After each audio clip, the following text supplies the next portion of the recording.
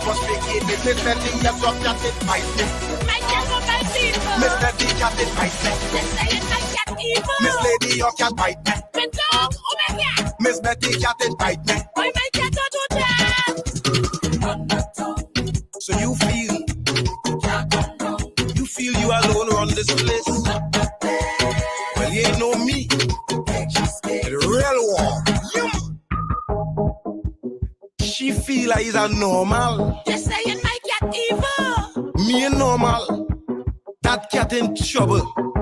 I used to war dog. Much less for cat. You see that cat? I go mash it up.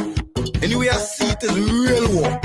Anyway I see it is real war. Why my cat don't do that? Playing mad.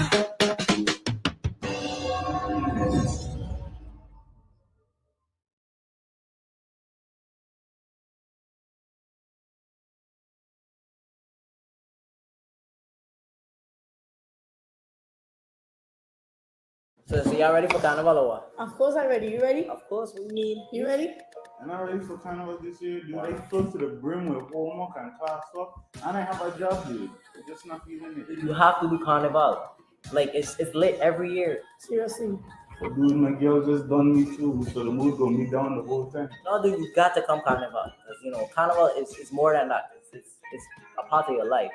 And with Carnival, you know, a lot of people going through things, but in Carnival it don't matter, you know. You come out to party, you come out to have fun. So it's a part of your life. Yeah. You gotta be a true veteran. Yeah. True veteran. So you come in then. I don't think about it. I read that. I read. I'll see that.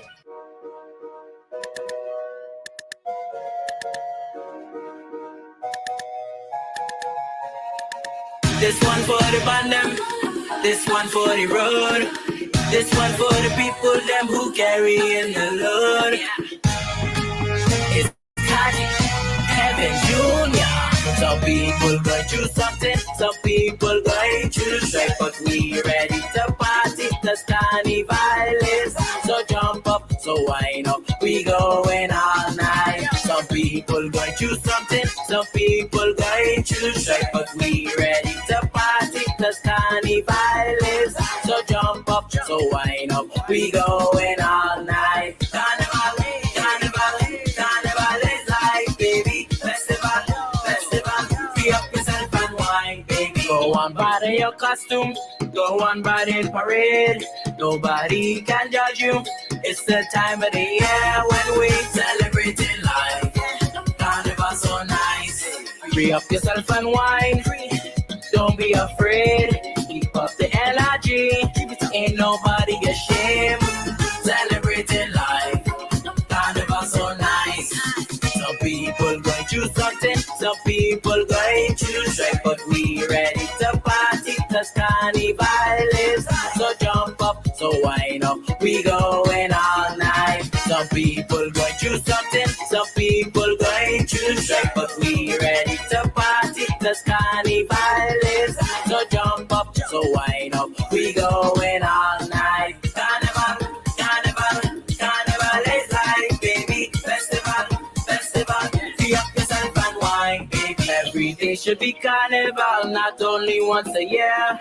We know there's a festival every week of the year. Somewhere celebrating life.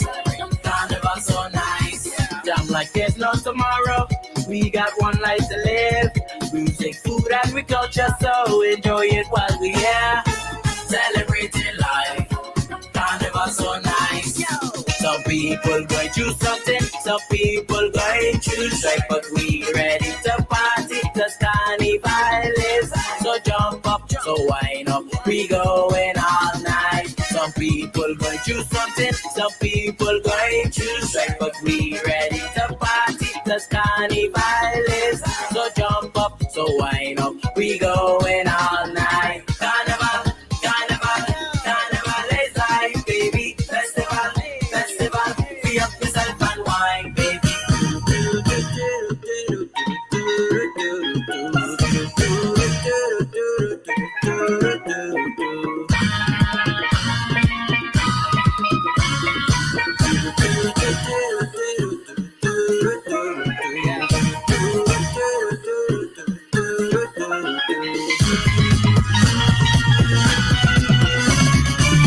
people going through something, some people going through something, but we ready to party, cause carnival is. So jump up, so wind up, we going all night. Some people going through something, some people going through something, but we ready to party, cause carnival is. So jump up, so wind up, we going all night. Carnival, carnival, carnival is life, baby. Festival, festival, free up yourself and wine, baby. Carnival, carnival, carnival is life, baby. Festival, festival, free up yourself and wine, baby.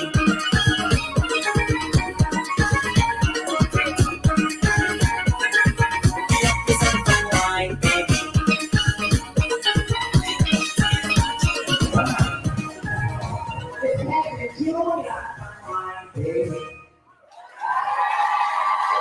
Thank you.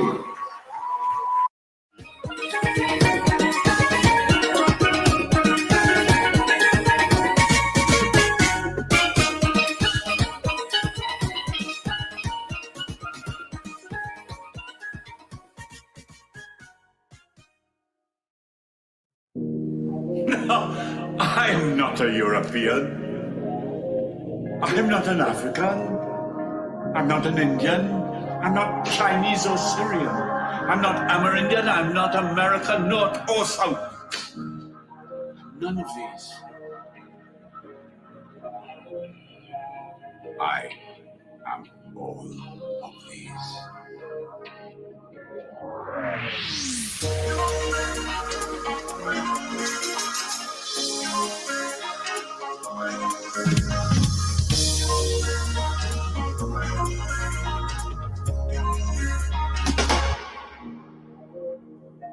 I am a rare hybrid. I'm a richly textured, multi-layered creature. Precious as a pearl. The world is my oyster. I see the world clearly from my island vantage. I do not harbor the vanities of some big city dweller or somebody from a large, vast continent. I am at the tip of the spear that leads into the future.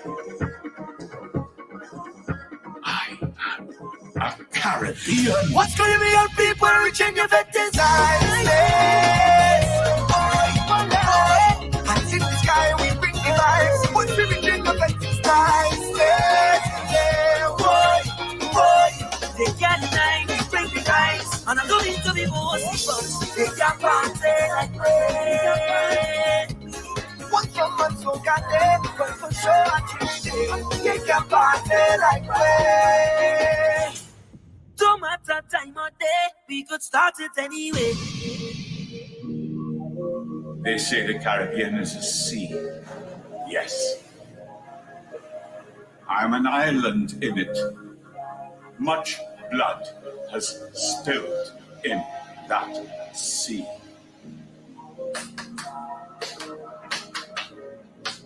All the waters of humanity wash my shores. I am a Caribbean. Yes, I am a Caribbean.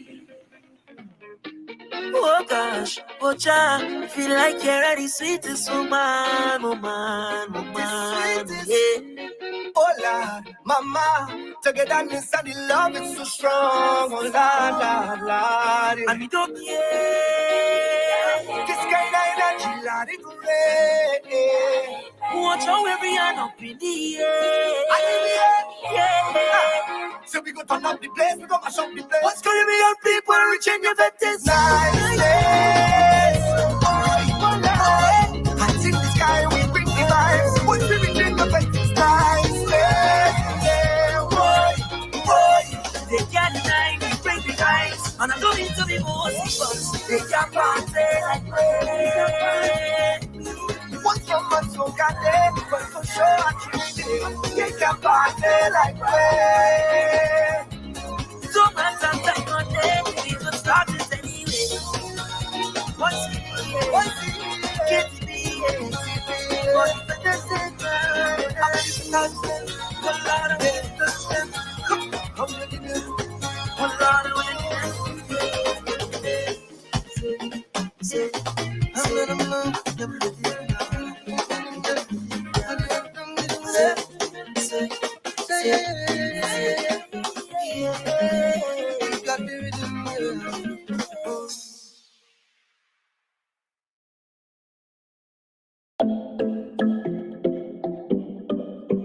Hey, break more up, boy.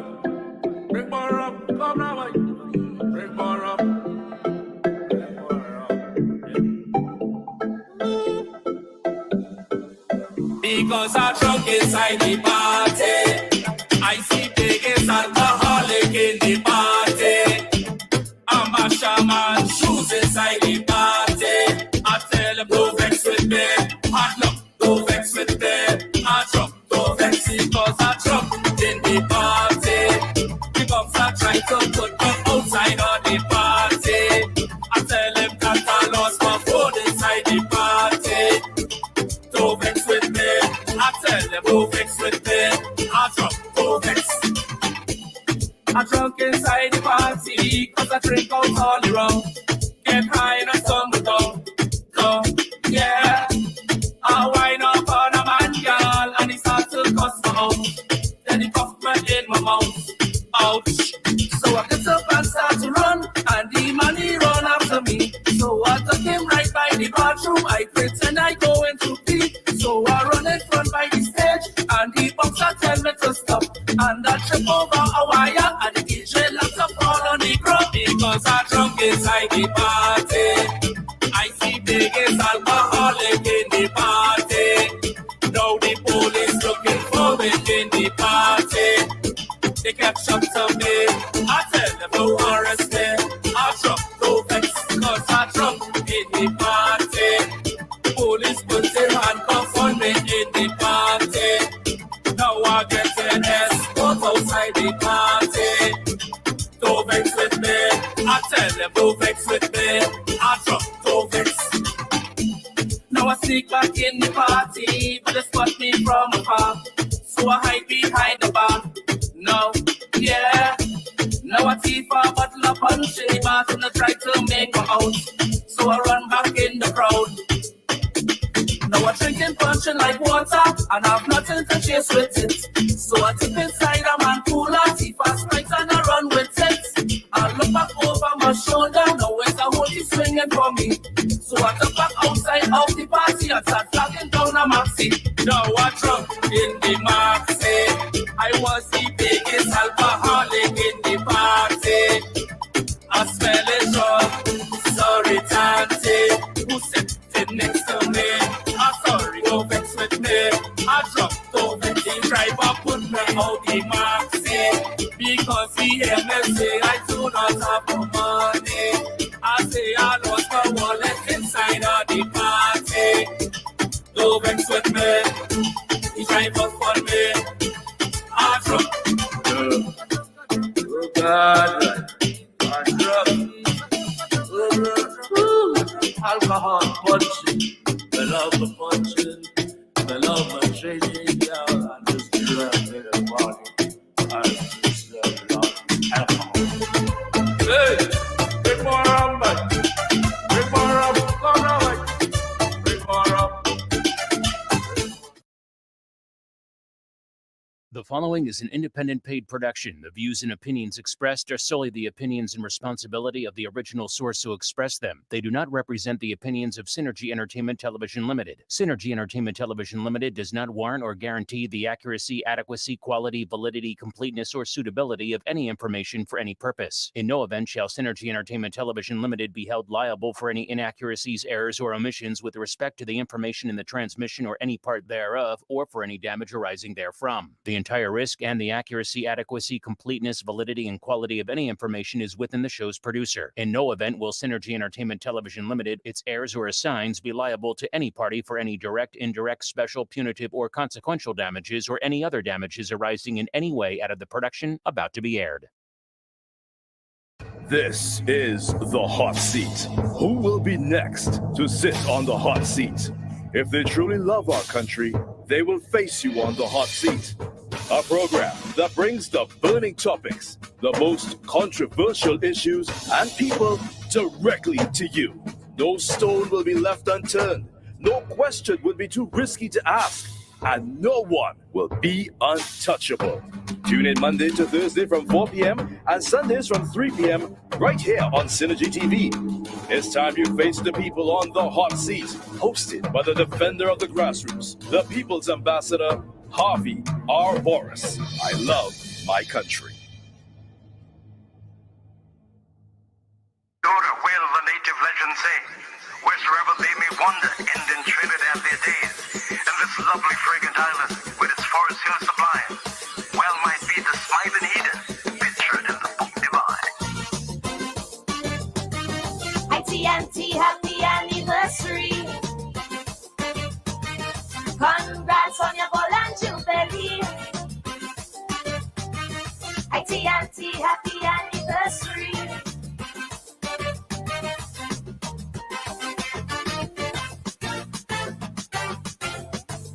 The primary school reader did say it plain. Once you eat at the cascadoo, in Trini you must remain. Cause no matter how far you fly,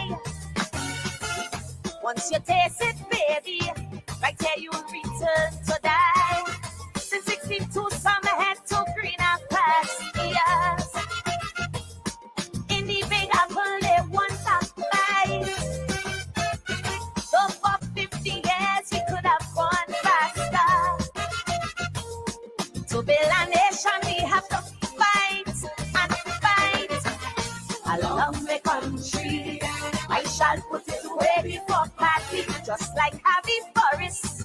Oh no, I'm supposed to be selfish. And I love Trinidad, not Trini to the bone, but the mango. So when them stormy dark clouds want to threaten white, black, and red, tell them tread. Until we get real serious, remove the drugs and all them cokeheads. You see me, I want to see Tobago moving ahead. I agree, we are still a paradise, built byways to highways, but progress came with a price. Although we excel in culture and sports, along the east-west corridor, our youths they pack up courts. Tell me, what is this great fatal attraction? This love affair that they have with crime. No one by one they fall a daily extraction.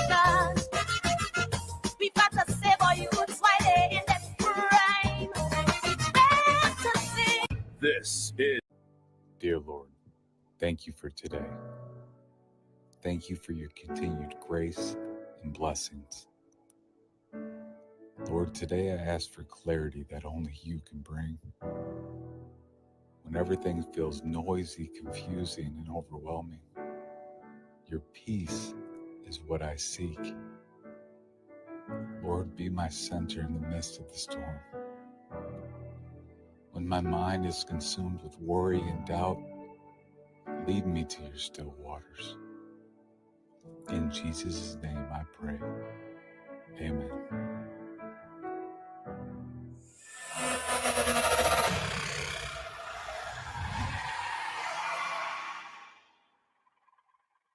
A warm welcome awaits you at Alicia's Palace, a hotel nested in the quiet hills of Lady Chancellor at 1 3/4 mile mark just above the Emperor Valley Zoo. Alicia's Palace is a perfect place to combine pleasure and business. A 24-hour facility with full amenities, including air-conditioned rooms with Wi-Fi, mini-fridge, microwave, and cable TV. Designed to provide you with quiet comfort and convenience. The perfect staycation location where you can swim in the outdoor pool, soak in the jacuzzi, or simply soak up the sun, all at an affordable price. Relax and enjoy local dishes in an eco-friendly environment. At Alicia's Palace, they conduct steam cleaning of all all rooms and common areas in keeping with current health and safety protocols. Whether it's a special occasion or simply just to get away, Alicia's Palace combines affordability and quality service. For more details, check out their Facebook page, Alicia's Palace HQ, or give them a call at 621-1017 or 624-8553. Looking for that magical escape? Well, come to Caribbean Tourist Villa, located at number 7 Methuen Street, Woodbrook, Port of Spain.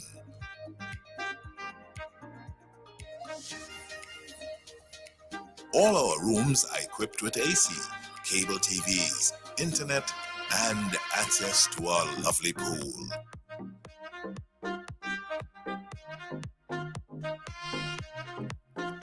Whether you're looking for a personal getaway or family accommodations, Caribbean Tourist Villa is exactly the place to be.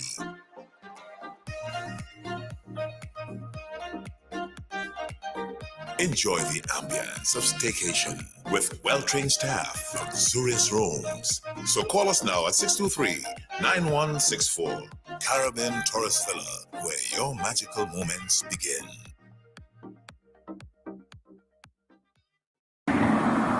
Ladies and gentlemen, this is the entrance to Cascade, right in front of the Bricks Hotel.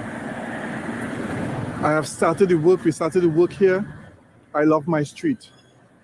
And we painted the ends. And I believe Bricks Hotel, after hearing our clarion call, has now and have painted the full rest of the bridge to ensure that the entrance to Cascade in front of the Prime Minister's residence looks beautiful. We shall beautify Cascade. We shall beautify Woodbrook. We shall beautify San Juan. We shall beautify. I love my street. I want all communities to join in. If the Bricks Hotel can be part of it and join in, I want all communities to join in. Look how beautiful this is. This part, of course, done by the people of St. Anne's. Here we are, right here in front of the Prime Minister's residence. In front of the Prime Minister's residence, the entrance to Cascade. This is it. Trinidad and Tobago. The bridge to enter Cascade looks beautiful. Cascade is getting back to its original beauty. Cascade, a wonderful place, a beautiful place, a place with great people. Cascade is the place to be. And here we have it. The wonderful bridge in Cascade here at Coblins Avenue, the entrance to Cascade, right in front of the Bricks Hotel. And there we see the Bricks Hotel. Wonderful indeed. The Bricks Hotel, right here in front of Cascade. Excellent. Well.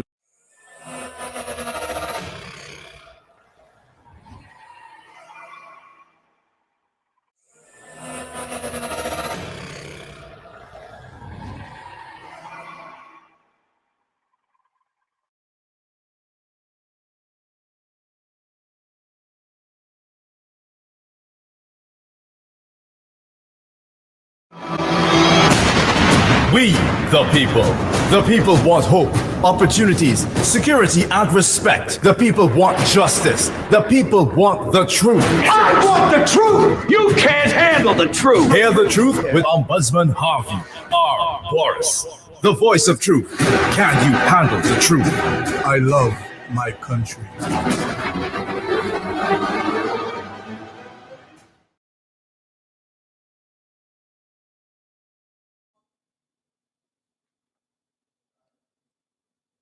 Good afternoon, Trinidad and Tobago. Welcome to the hot seat. I am your host this evening, National Patriot Wendell Eversley. And today, your program on the hot seat is going to be hot. I'm bringing to you the truth, and I'm bringing to you the facts. And those who logged on via SynergyTV and also live on my Facebook page. And I also want you all to know, very soon, look out for Wendell with the Facts YouTube channel. Very soon, I will be launching my YouTube channel. But as the hosts, the regular hosts, who they say, I love my country. And we cannot begin this evening program without I mentioning the regular host name, Harvey Burris. I love my country. And I will be your host in his absence, where he is on vacation. Where he's on vacation for the next month. So, Wendell Eversley will bring the facts to you all. Wendell Eversley will bring the truth to you all. Wendell Eversley will be taking your calls on SynergyTV. Very soon, the numbers will be up on the screen for you to call in and interact with me. Also, I will be bringing guests, important guests, to talk to you all. And I want to let you all know, Trinidad and Tobago, this afternoon program will be a continuation of yesterday. And also I'm going to bring some important information to you all, because we must get it right in this country called Trinidad and Tobago. We must know who our representatives are at local government level. We must know also too, and I keep saying it, those people who have been called to represent you, the integrity must be intact. And Trinidad and Tobago, I want you all to know, we just finished a local government election, and already people are being investigated by the Trinidad and Tobago Police Service. Let me repeat to you all what I'm just saying.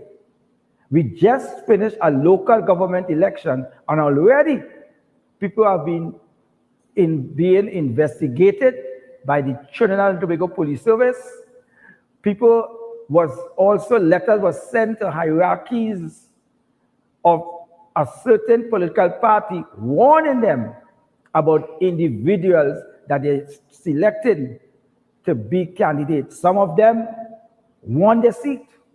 Are we seeing something similar to what we see in some countries in the continent of Asia, where we have people who sitting as members of parliament in the Congress on serious charges, charged by that country police force or police service, whatever they call them, but they are charged and they are sitting in the Congress. Are we want to bring Trinidad and Tobago into this type of atmosphere?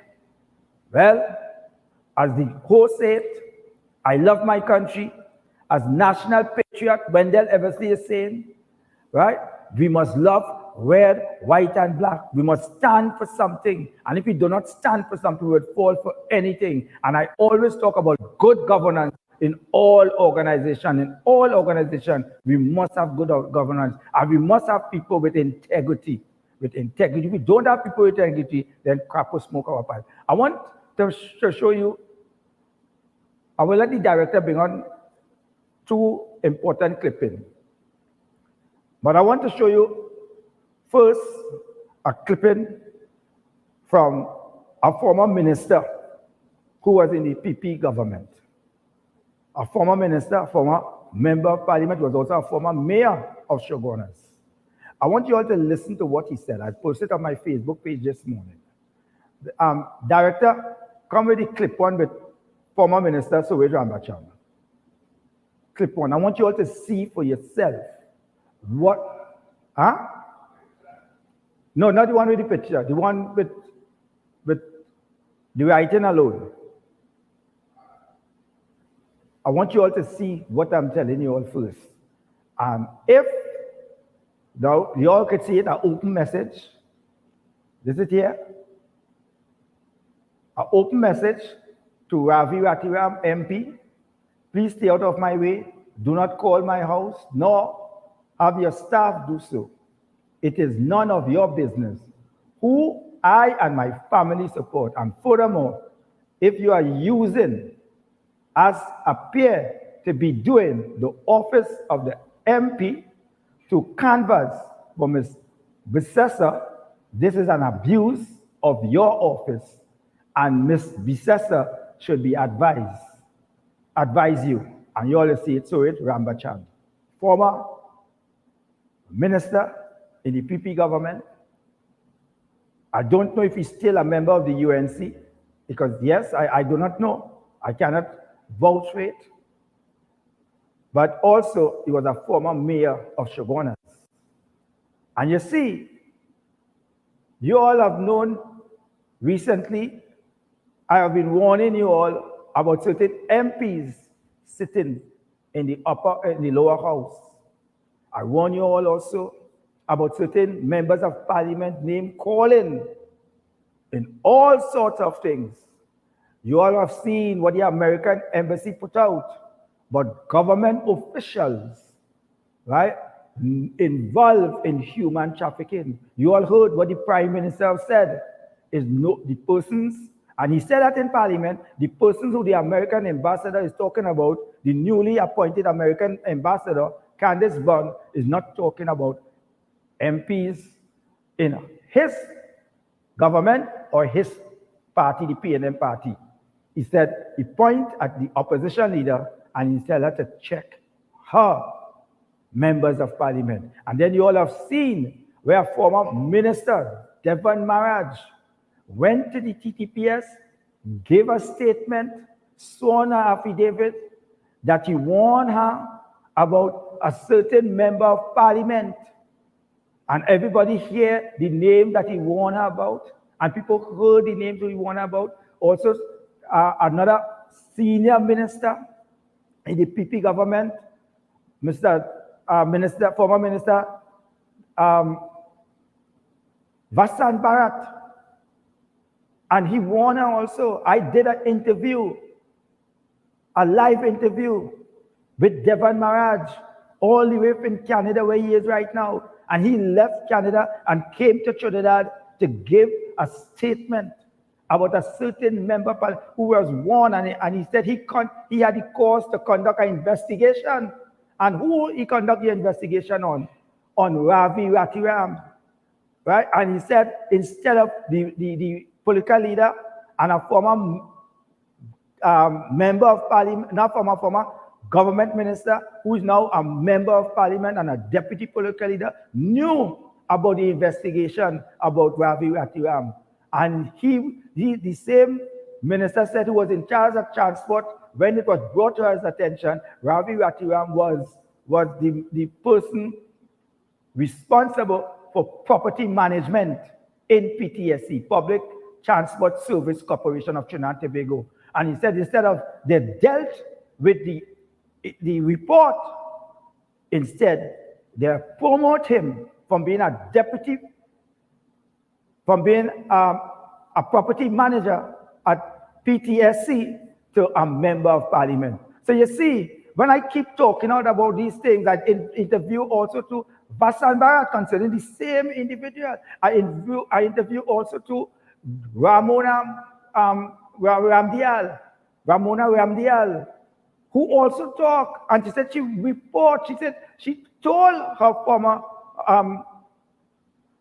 the former prime minister and political leader of the UNC. And these people said she even called on the police to close down certain hotels in Shogunas, in Central, right? So these are the things we are seeing today. And today we are still seeing people who sitting in our lower house as member of parliament and as chief whip, and who also, before the court of Trinidad and Tobago, charged by the TTPS on a $1 million bail for fraud. And that is chief whip for the UNC, David Lee. So everything you see, I bring to you, and I bring it out to the open to you. I bring to you all, I show you all the facts, I show you all the truth. So it's up to you all to think. So you all see what I just put up there. And I want to go into something else before I continue on local government, what I left out from yesterday, because I say it have to be a part 2 today, because yesterday it was hot. I bring the facts to you all, and also I want to get calls from you. Director, put up the picture of clip number 2. I want to show you all something this. And this is this person that you are going to see here now. His pictures will come up. And I want to tell you all, Trinidad and Tobago, this is somebody Letters were sent to the leader. Letters were sent to hierarchies in the party, and they failed to deal with it. They turned a blind eye towards it. And today, it was confirmed by the Trinidad and Tobago Police Service that this person is under investigation. And when we could have these set of things, we now starting a new term. We don't know all who is the PNM councillor, not the councillor, the chairman and alderman. And up to today, we haven't heard who are the alderman and the various chairman and mayor for the corporations that they run. It was 7-7, and the 7-7 looked like it is a victory. I don't know, a tie is a victory. I know when I watching a football game and it ends 0-0, 0-0, it's a tie, and they split the points. But in this country here called Trinidad and Tobago, a tie is a victory for somebody else. Now, all you seen watching this guy picture, all you watch it good. Councillor Adrian Ali. Councillor Adrian Ali. And now, Trinidad and Tobago, I want all you to listen to this carefully. Yeah? This guy won back his seat on the 14th of August, 2023. This guy will be sitting as an alderman, returning alderman in the borough of Shogunas. I do not know, I hear in rumors, I ain't have the correct information yet, that he's tipped to be the deputy mayor of Shogunas Corporation.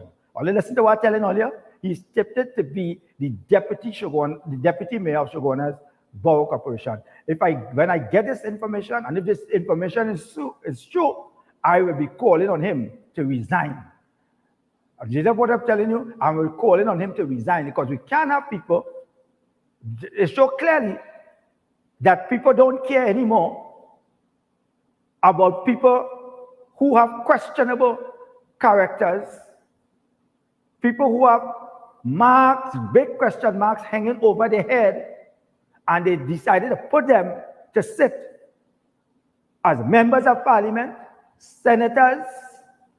In the corporation, we see about corporation chairmen who before the court, thank God they didn't select back some of them, but word on the ground that some of them even went for screening. That just show you how on earth we could know that people who have big question marks behind them and leaders failing to act, leaders showing thought. So don't wonder why they could tell you, empty the clip. Empty the clip. Knock it once, not knock it, cock it back once, cock it back twice, reload it, and empty the matic. And here it is. This councillor, under police investigation, this councillor was warned, letters was written to the chairman of the party. Who is the chairman of the party? Dave Tanku. Letters was written to the general secretary. Who is the general secretary of the party? They even said the political leader of the party, who's former prime minister, and now opposition leader, Kamala Prasad Visasa. And what, so you mean these information come towards you before this person even went to, I understand the information went before he even went on screen. And they ignore all of that. They ignore all of that. So what they're trying to tell us, and then they're quick to want to tell, to run to the TTPS and run to the court and call on this one to investigate and call on that to investigate. And it's in your own circle. You're not investigating those who have big question marks behind them. And I want to listen to you. I want you all to listen to this. Over the last 3 years,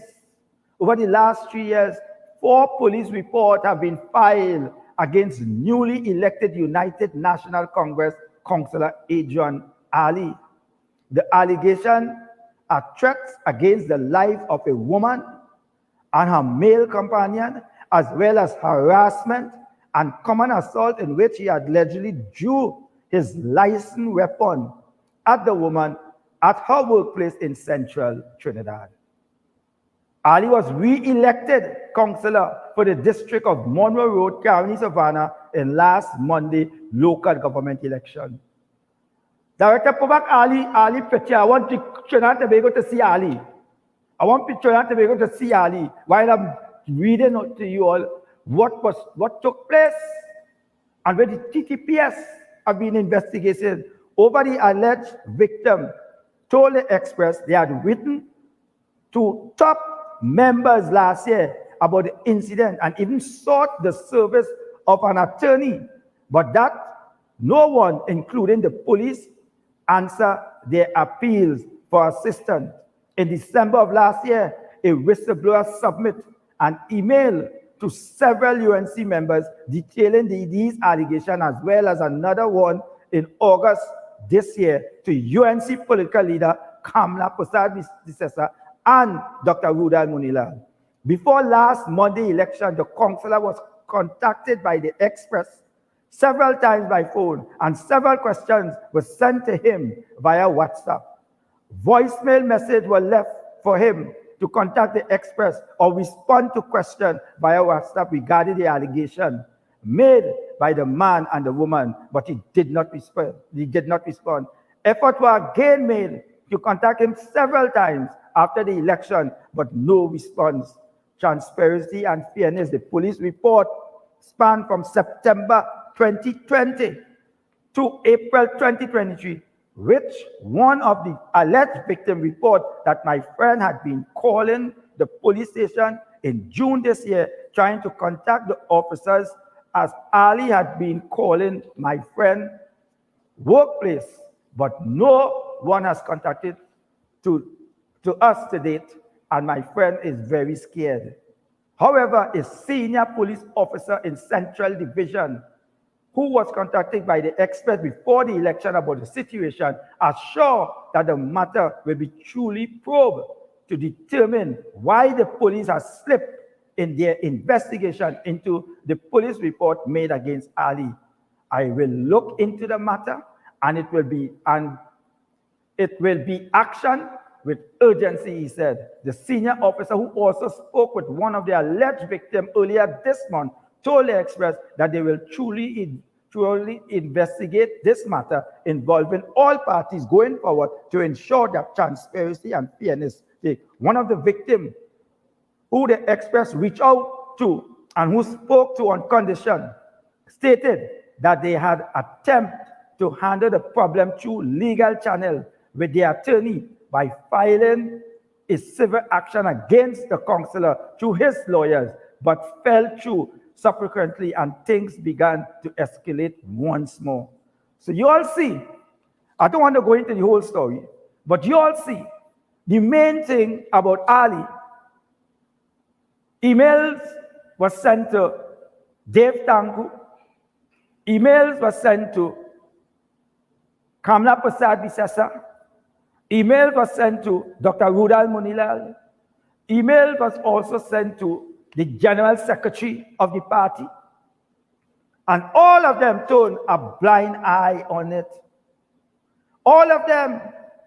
And you even heard that on August the 10th and 11th, email again was sent to the opposition leader, asking for comments and informing her that the Express had been informed that one of the victim prior lawyers had spoken to her about the matter last year, and an additional comment was needed on this. She responded by saying she has not responded. Questions were also sent again on August the 10th to Rudal Munilal, and that is just before the election. So you all also understand, on August the 9th, an email was also sent again to the chairman of the party, Dave Tanku. So what are they trying to say? If you want to warn the country about victims, about crime, but here it is, a councillor in your party the email was sent to you warning you about this councillor pulling out his licensed firearm, threatening people's lives. Here you hear about this councillor calling people, threatening them, and no action have been taken against it by your party Now the TTPS is doing the investigation. This reminds me back then when Samrat Singh, the mayor of Mearo, wrote letters to Basdet Pandey concerned about a threat on his life because he did not do what a former minister wanted him to do, a former minister of local government, Danraj Singh.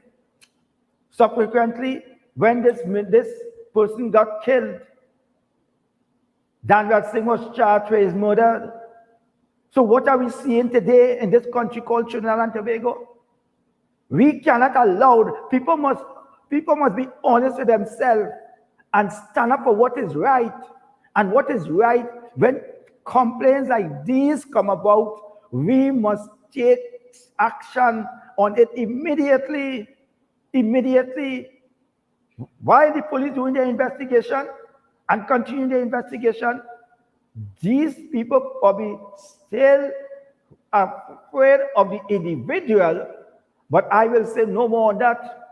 I will wait to the final outcome from the police of the TTPS of Trinidad and Tobago. And I hope that this matter be dealt with swift and that bring the perpetrators to the courts of this country called Trinidad and Tobago. And if this person, where rumors are tipped to be the deputy mayor of Shogunas, God help us. God help us. We see the last term where councillors in Sandy Grande under police investigation, I have to check and see if these same councillors was elected back to sit in office while investigation is going on under their watch. We see a former chairman who was charged,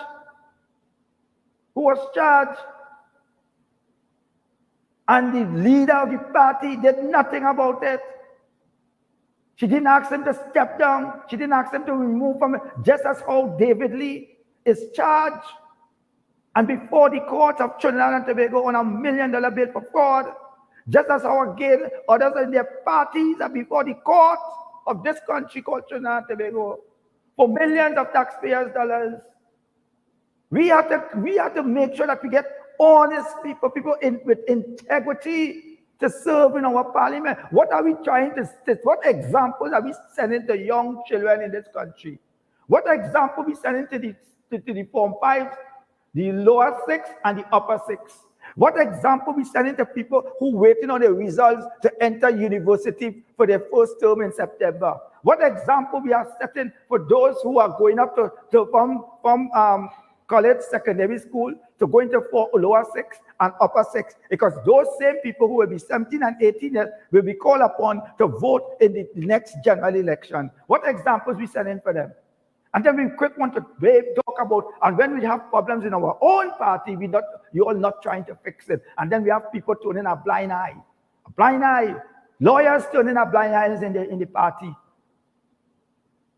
Lawyers turning a blind eye in the party because there is boast about how much lawyers in the party.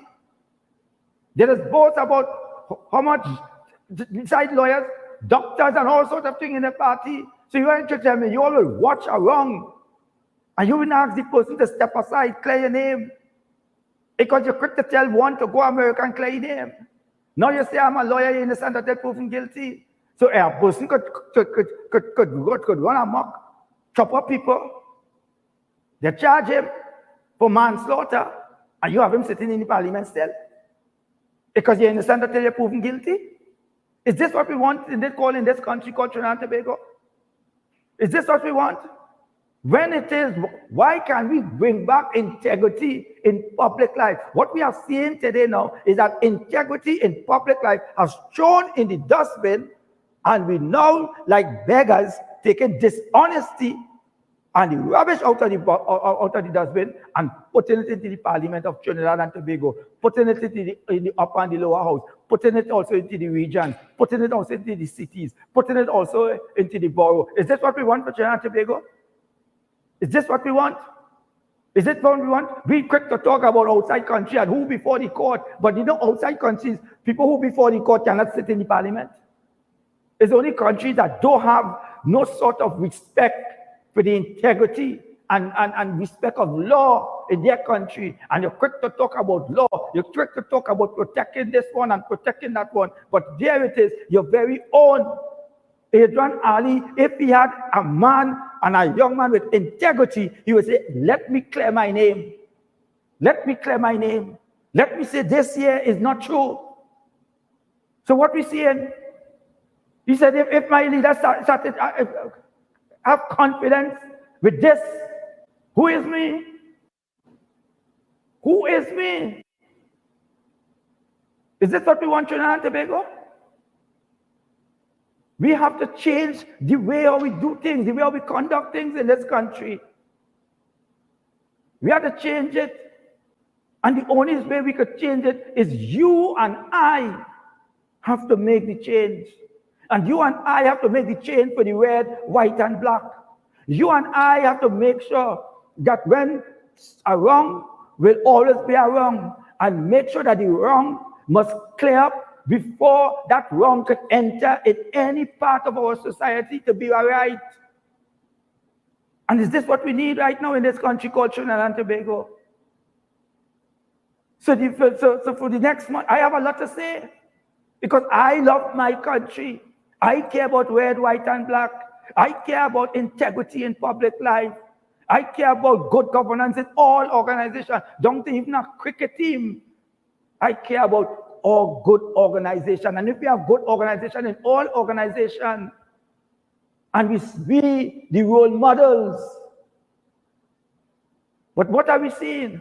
What are we seeing today, Trinidad and Tobago?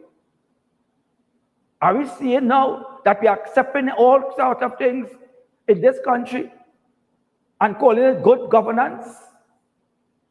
Is this what we are accepting? And I keep telling you all, we have a problem in our society and we have to fix it. And the only people who could fix it is you and I.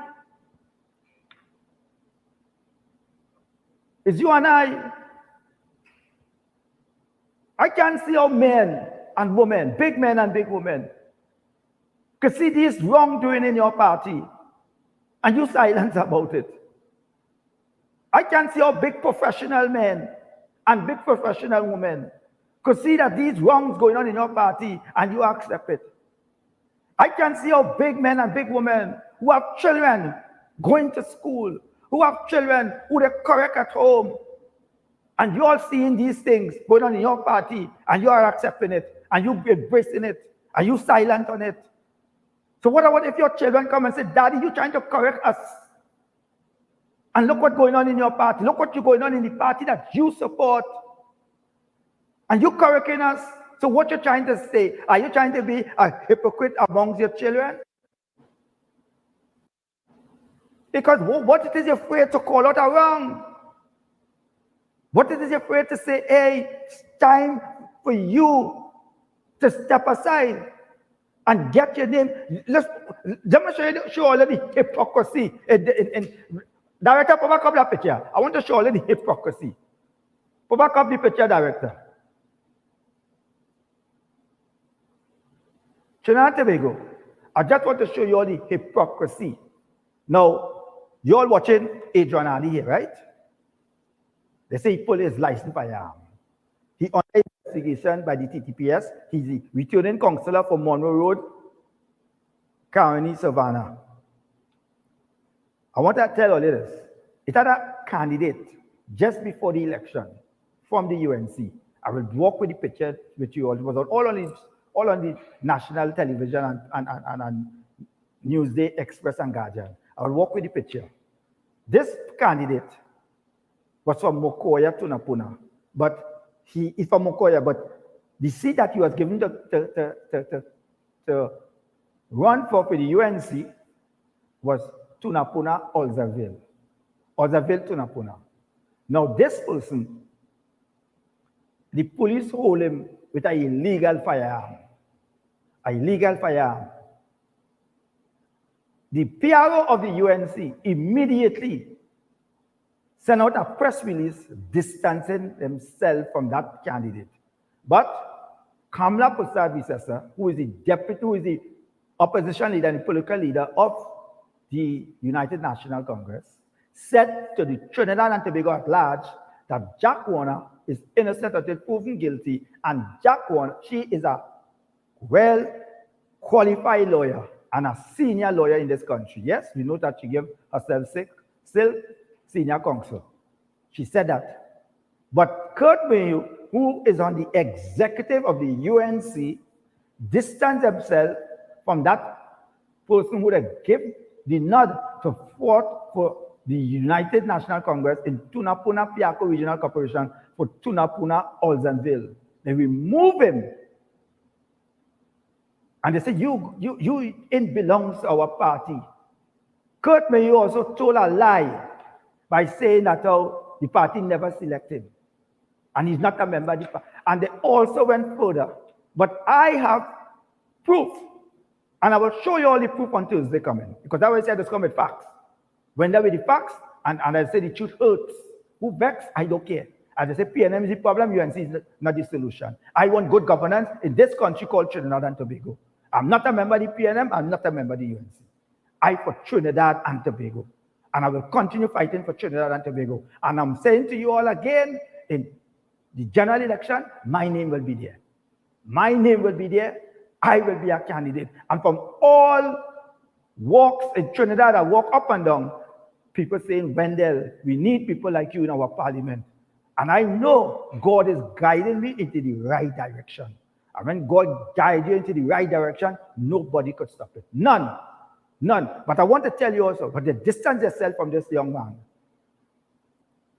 But they're distancing themselves, which report was made onto the party executive about Adrian Ali, with threats and all these different things. They're distancing themselves, they're embracing it. So you all see the hypocrisy? But when I put up the candidate picture, who they distance themselves from, you always see, and you will be the judge for yourself, and you always see, right, if UNC is really a national party for Trinidad and Tobago. And while they distance themselves from him, they're embracing Adrian Ali and they're embracing David Lee. So where are the honesty? Where are the integrity? Is it that they're showing that certain people they will distance themselves from and certain people they will embrace, no matter if they're under investigation, no matter if they get charged? Is this what we want? Is this what we want, Trinidad and Tobago? Be honest to yourself now. Take the scales off your eyes.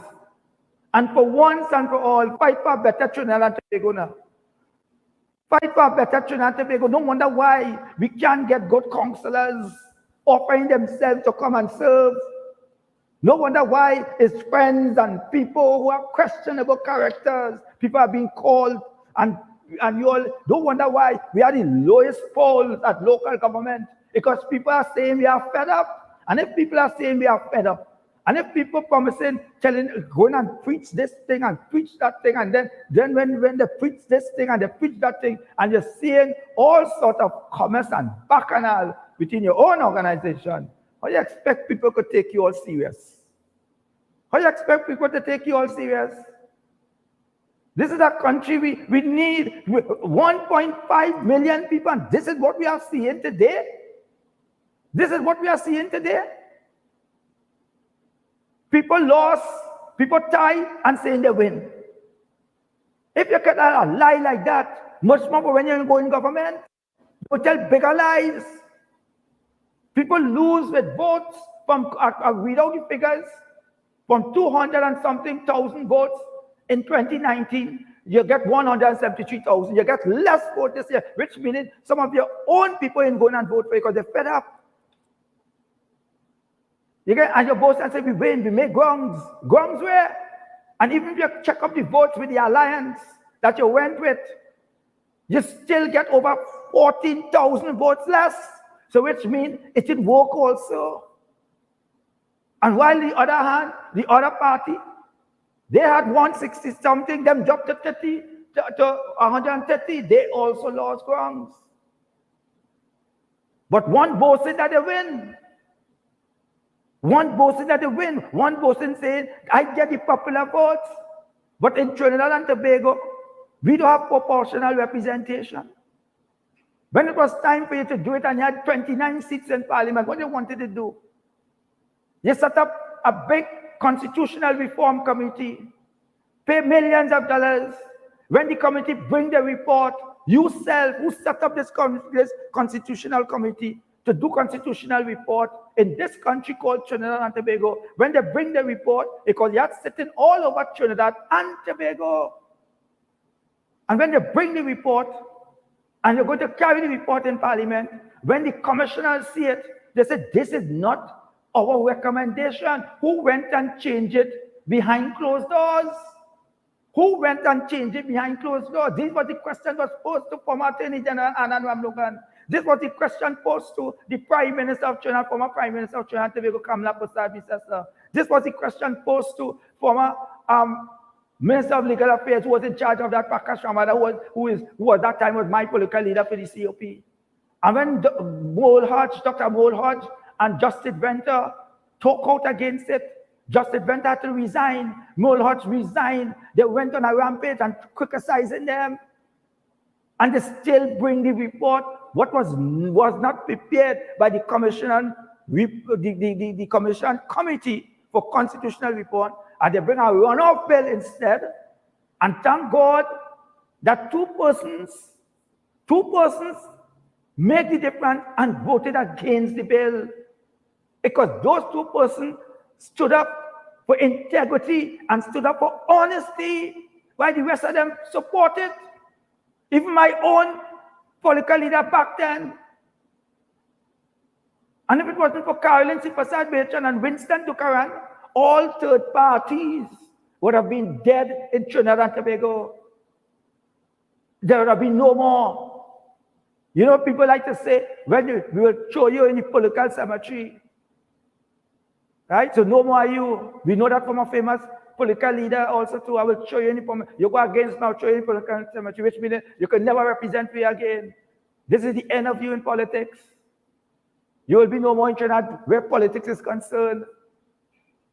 So we cannot support these kind of things. So I will take a break. When I come back, we will go to the calls, and I want to continue off what I left out yesterday. Director, let us go for the break and come back.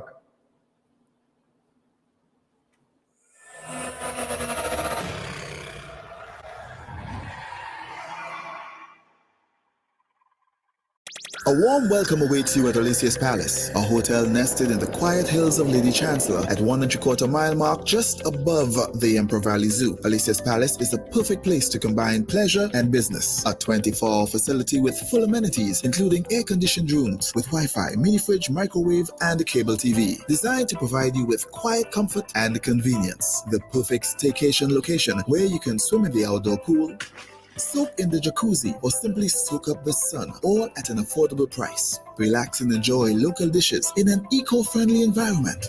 At Alicia's Palace, they conduct steam cleaning of all rooms and common areas in keeping with current health and safety protocols. Whether it's a special occasion or simply just to get away, Alicia's Palace combines affordability and quality service. For more details, check out their Facebook page, Alicia's Palace HQ, or give them a call at 621-1017 or 624-8553.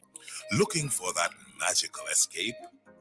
Well, come to Caribbean Tourist Villa, located at number 7 Methuen Street, Woodbrook, Port of Spain.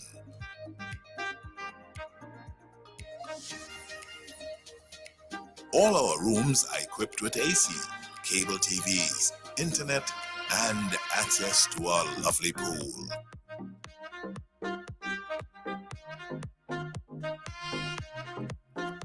Whether you're looking for a personal getaway or family accommodations, Caribbean Tourist Villa is exactly the place to be.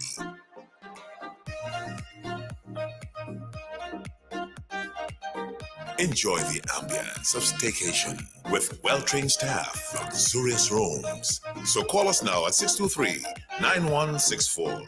Caribbean Tourist Villa, where your magical moments begin.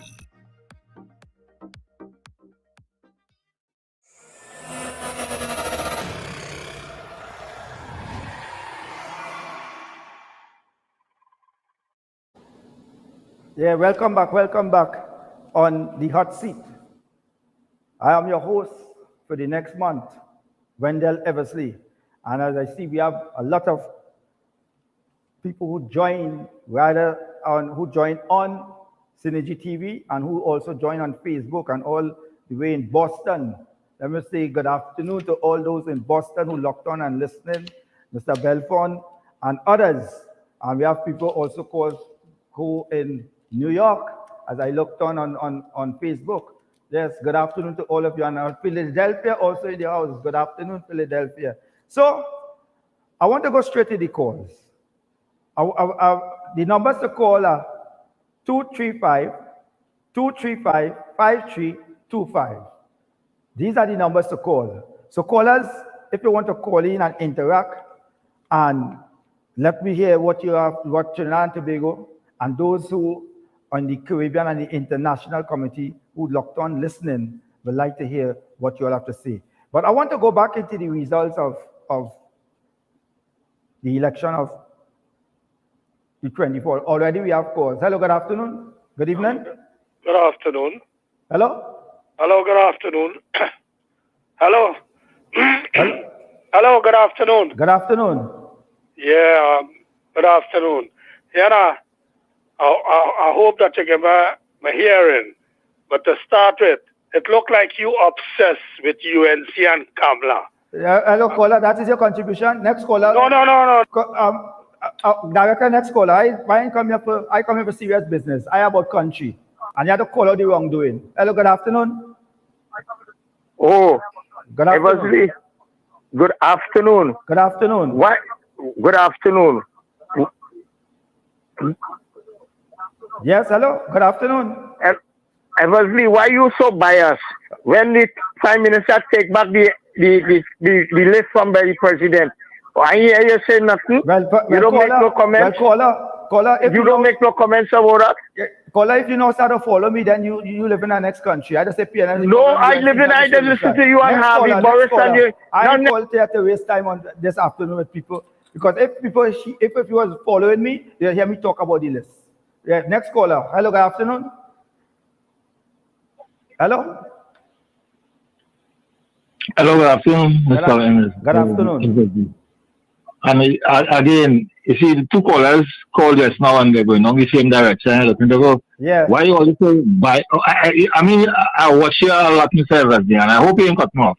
But you have to be. You see this agenda, like you know, like this country, corruption starts under the PNM, under the UNC. Since 1956 to present under the PNM is PNM is the most corrupted thing on this face of the world. Hello. Right? You don't listen to me.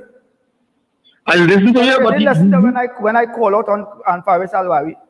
You didn't listen when I call out on the current AG. You didn't listen when I call out also on former minister and present current minister. You didn't listen to when I call out on questionable character. You didn't listen to when I went and protest against the current Minister of Health. So you only want to see one way? Next caller, please. Hello?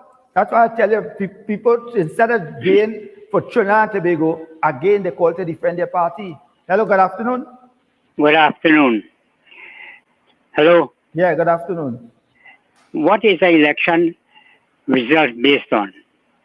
How do you win an election? How do you win an election? One was reform. This local government election you want to talk about? Talking about the results of an election, whether it's local or general. It's based on seats. That's right. How much did the PNM got in this one? 7. They get 7 seats. Listen to me, we're talking about corporations. Forget about the seats. It's corporation. It divided corporation. Caller, could I ask you something? Yeah. How much regional corporation in Trinidad and Tobago?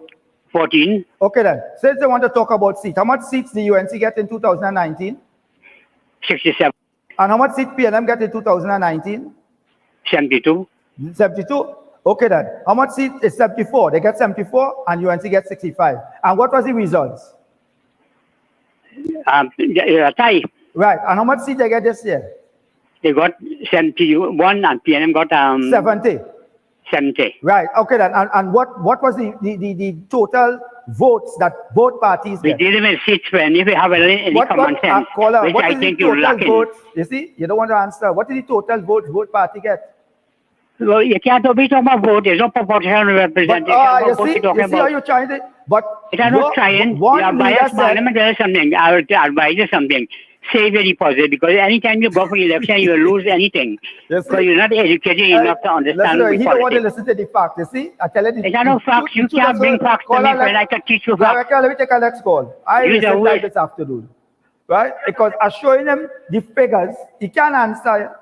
But we have 14 regional corporations. The PNM won 7, the UNC won 7. The same thing in 2019. The UNC won 7, the PNM won 7. In 2020, we had a general election. The UNC get the popular votes, but they still lost the general election of 2020, right? So the UNC and the PNM have work to do. And when you bring in the facts and the truth to them, they don't want to hear it, and they want you to be a fanatic and push their agenda. But I push an agenda for Trinidad and Tobago. I am not doing like some leaders who say they love party. You have to love party and don't love country. They wonder why we in this city. They wonder why they will support all sorts of wrongdoing and turn a blind eye on wrongdoing, right? They're talking about corruption on the whole. Should not be on our national agenda, should not be on our national table, should not be in any part of Trinidad and Tobago. But who embracing corruption? The people going to vote for it. Who embracing it? When they get people, he talk about, he don't see in the future of the next general election who will lose their deposit and who, right? I know some of them. Yeah. Hello, good day. Hello. Good day. Yeah, nobody else say you're pushing the agenda, you know. You're pushing the wrong agenda. I don't know why they didn't kill you in Parliament and call it off. Cut off this caller. You see how the truth has heard them? You see how the truth has heard them? Hear what he's saying. Huh? You see, the facts hurt real people, you know. They will support wrongdoing.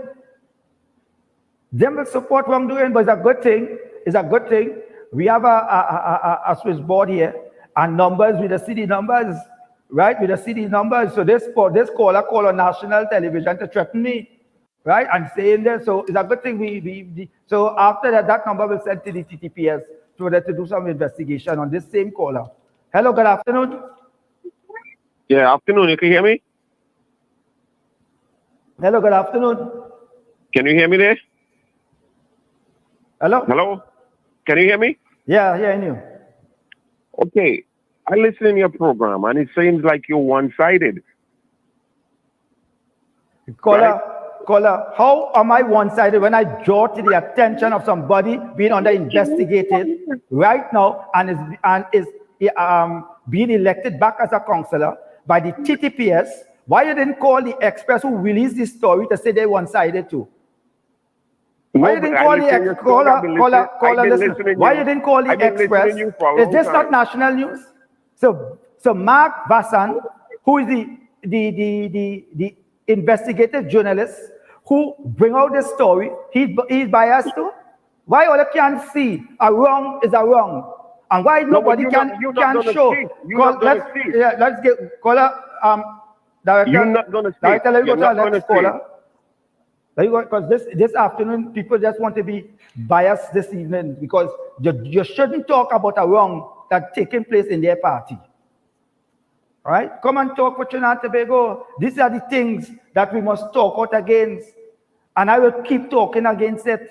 And I will keep talking until we get it right. And we have to get it right in this country. And if we cannot get it right in this country, then something definitely wrong. And people who want to support wrongdoing. You all have grandchildren. Some of them who call in have grandchildren. Is that all setting? That is the example you all setting for your grandchildren? You all don't want to see a better Trinidad and Tobago? You all don't want to call it and say whoever side of the fence it is. And they say PNM is the problem, UNC not the solution. And both parties, for them to get it right, they have to start from now. Weed out what is the rotten eggs, throw it away. You're seeing it in front of your eyes. But instead of all you want to deal with it, all you want to call and say, but bias this and bias that and bias. What more? I will continue fighting for my country until we get it right, and somebody got to stand up and speak out and make sure that this country that we are seeing today called Trinidad and Tobago is a paradise. And I am saying to you all, I bring the facts to you all for the next couple of days. And I will not be here tomorrow, but I'll be back on Thursday. But tomorrow night, I will be on the Real Issue Live with Dominic Romain. So, as the host usually said, I love my country. And as a national patriot, will always say, I love red, white, and black. Stand for something. Otherwise, if you don't stand for something, you will fall for anything. And in the end, I'm going to say to you all, I love my country and I love Trinidad and Tobago. Good afternoon.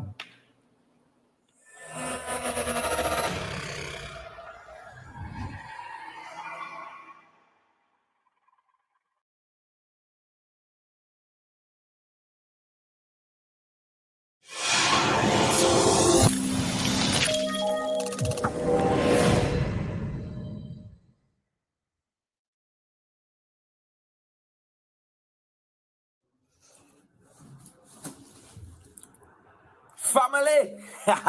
Yeah, man. I don't know what time it is. We're here with a world premiere.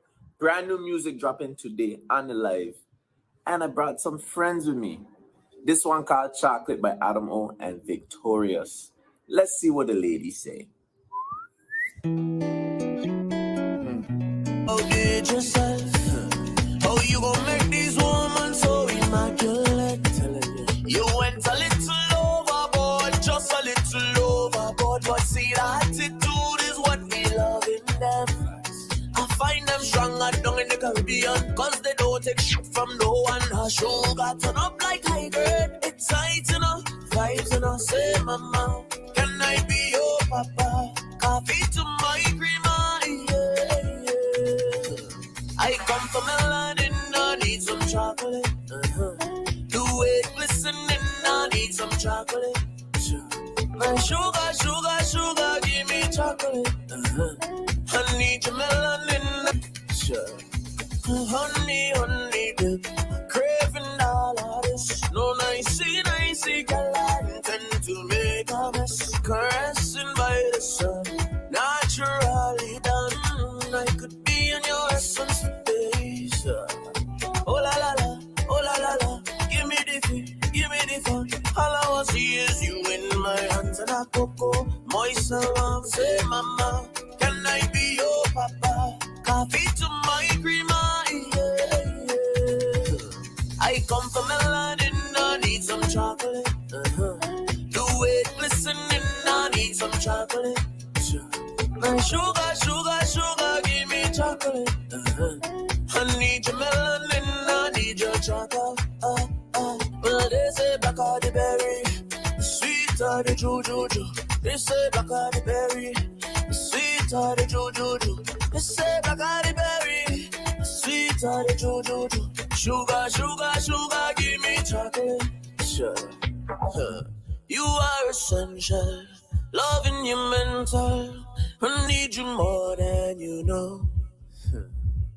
In every nation, guardian angel, your beauty gives us hope. From Africa to the Caribbean, yes, you give life to 1 million. Nobody could take that way by right, you know. Vibes, you know. Say, mama, can I be your papa? Coffee to my creamer, yeah, yeah. I come from London, I need some chocolate. Do it glistening, I need some chocolate. My sugar, sugar, sugar, give me chocolate. I need your melanin, I need your chocolate. Well, they say black are the berry, the sweet are the juju. They say black are the berry, the sweet are the juju. They say black are the berry, the sweet are the juju. Sugar, sugar, sugar, give me chocolate. Sure.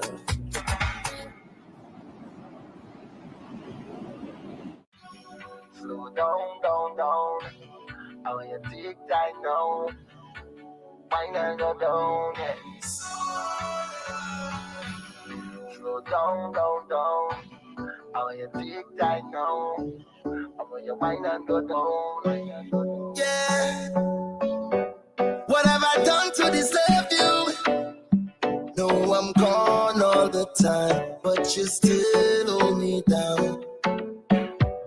I know there's nothing I can buy you to replace all the time that you stood by my side.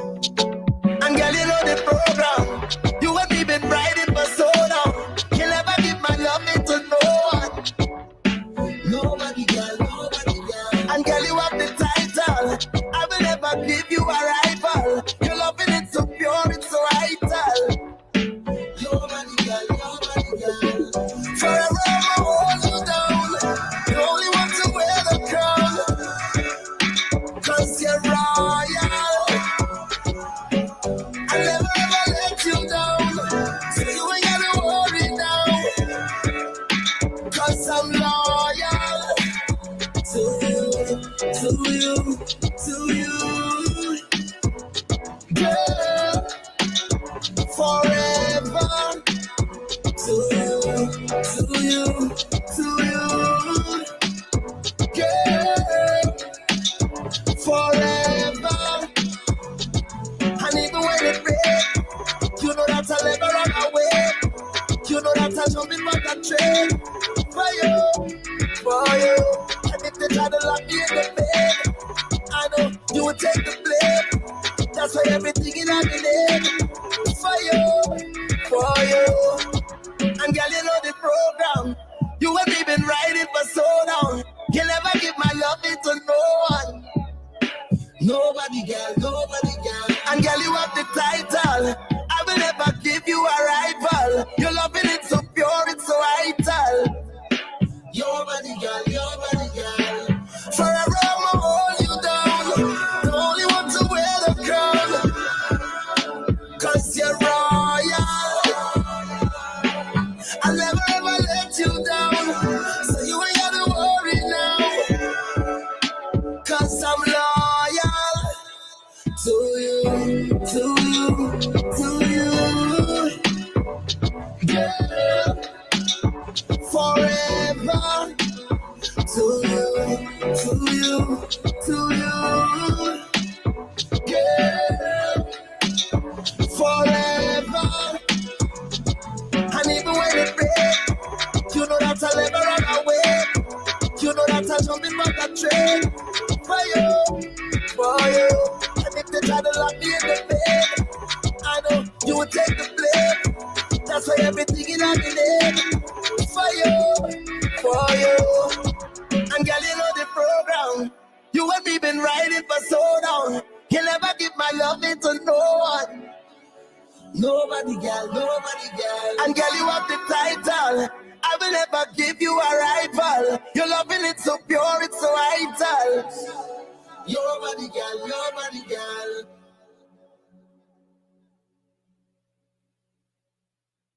The rainy season is here. Don't wait until your roof is falling into call. Contact Murphy's Roofing to get all your roofing services done now. Murphy's Roofing System is offering 10% off labor, 5% off material, 10% off roof cleaning, and 10% off roof painting. So contact them at 3567663 or WhatsApp to 9876663 or check them out on Facebook, Instagram, and TikTok at Murphy's Roofing System or Twitter at Murphy's System. And remember, Murphy's Roofing System, where you always get quality work for your money. Attention all bakers, doubles vendors, roti makers. Try Chic Leisha high quality, unbleached, bromate-free, all-purpose and whole wheat flour. Bleached flour and bromate flour is treated with chemicals that can cause cancer, and this is banned in Europe and many other countries. Chic Leisha flour offers a healthier option, being that it's unbleached and bromate-free. It also has a finer grain and a softer texture, lower priced and conveniently packaged in 2 pound, 2 kg, 10 kg and 25 kg bags. Available at groceries and supermarkets. For wholesale and retail prices, contact Chic Leisha Limited at 665-3336 or 480-8715 or visit them at Warrenville, Canupia. Chic Leisha Limited, quality you can trust. Green Dot continues to deliver internet connectivity to a wide range of communities in Trinidad. With our combination fiber and wireless network, you get the service you need wherever you live. Stream your favorite shows, enjoy online tuition, stay in touch with your work team, and connect with friends and family with internet service at a price you can afford. As communities continue to grow, we continue to deliver. Call 224-GDOT or visit gd.tt today. Green Dot, improving and simplifying lives. Tired of wasting precious time at the bank applying for a loan, only to be denied? We understand your frustration. Here at Realtor Group of Companies, we take a different approach. Contact Saeed, Managing Director of Realtor Group of Companies and licensed moneylender at 238-6716, 242-7690 or 339-1670. Feel free to visit our office at number 14 Carney Savannah Road, Chaguanas, or number 132 Superior Road, Victoria Village, San Fernando. Each heart is an amazing thing. Dr. Love Health Store introduces iTerracare Head Blower Stem Cell Activator. iTerracare device has the ability to awaken dormant stem cells in the bone marrow. Yes, we have sleeping stem cells in our bone marrows. As you keep blowing this on your spine, you're activating these stem cells. And guess what? You're going to create brand new lungs, brand new kidneys.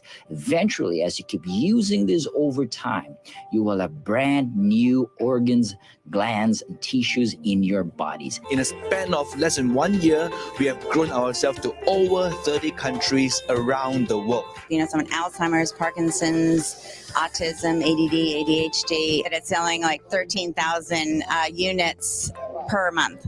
For treatment or to order your own authentic iTerracare device from Pipe International, we have PTSD Transit Mall, Quezon, San Juan, or call 366-4058 or 478-9222.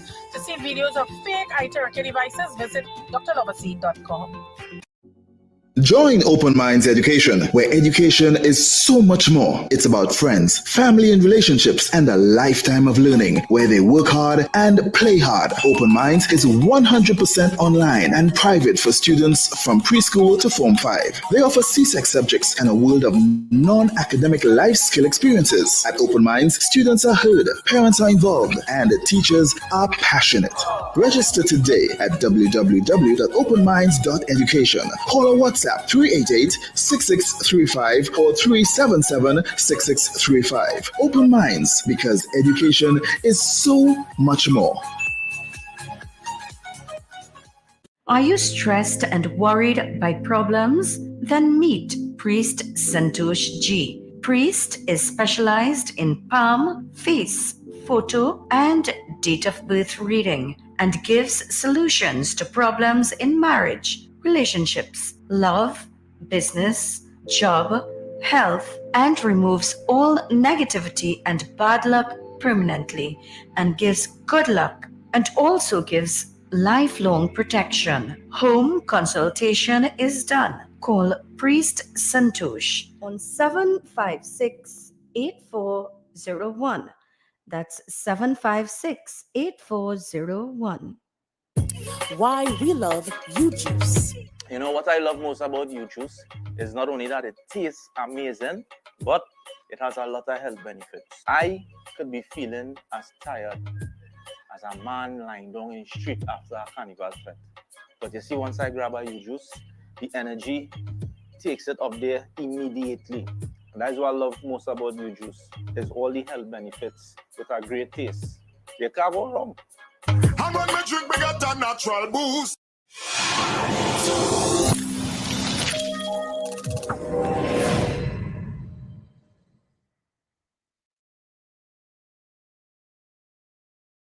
The following is an independent paid production. The views and opinions expressed are solely the opinions and responsibility of the original source who expressed them. They do not represent the opinions of Synergy Entertainment Television Ltd. Synergy Entertainment Television Ltd. does not warrant or guarantee the accuracy, adequacy, quality, validity, completeness, or suitability of any information for any purpose. In no event shall Synergy Entertainment Television Ltd. be held liable for any inaccuracies, errors, or omissions with respect to the information in the transmission or any part thereof, or for any damage arising therefrom. The entire risk and the accuracy, adequacy, completeness, validity, and quality of any information is within the show's producer. In no event will Synergy Entertainment Television Limited, its heirs or assigns be liable to any party for any direct, indirect, special, punitive, or consequential damages or any other damages arising in any way out of the production about to be aired.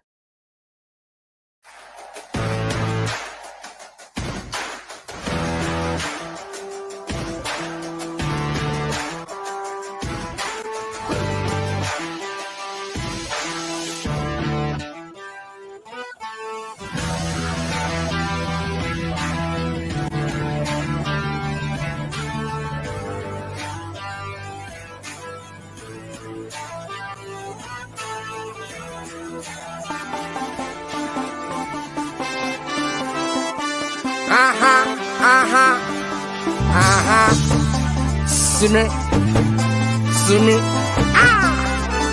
Eyo. So long you not see me, when you see me, I will take it away. So long you not see me, when you see me, I will take it away. So long you not see me. Woman said they were feeling me, promoter said they need me. To mash up the place, to rip up the place, so can music does heal me, and the power reveal me. Some woman claim that they dream me. I swear, I swear, I swear. So long you don't see me, when you see me, I will take it away. So long you don't see me, when you see me, I will take it away. I miss all the commotion and all the promotion and crossing the ocean and all the celebration and all my peers together at one location. I swear, I swear, I swear, I swear. So long you not see me, when you see me, I will take it away. So long you not see me. So long you not see me, when you see me, I will take it away.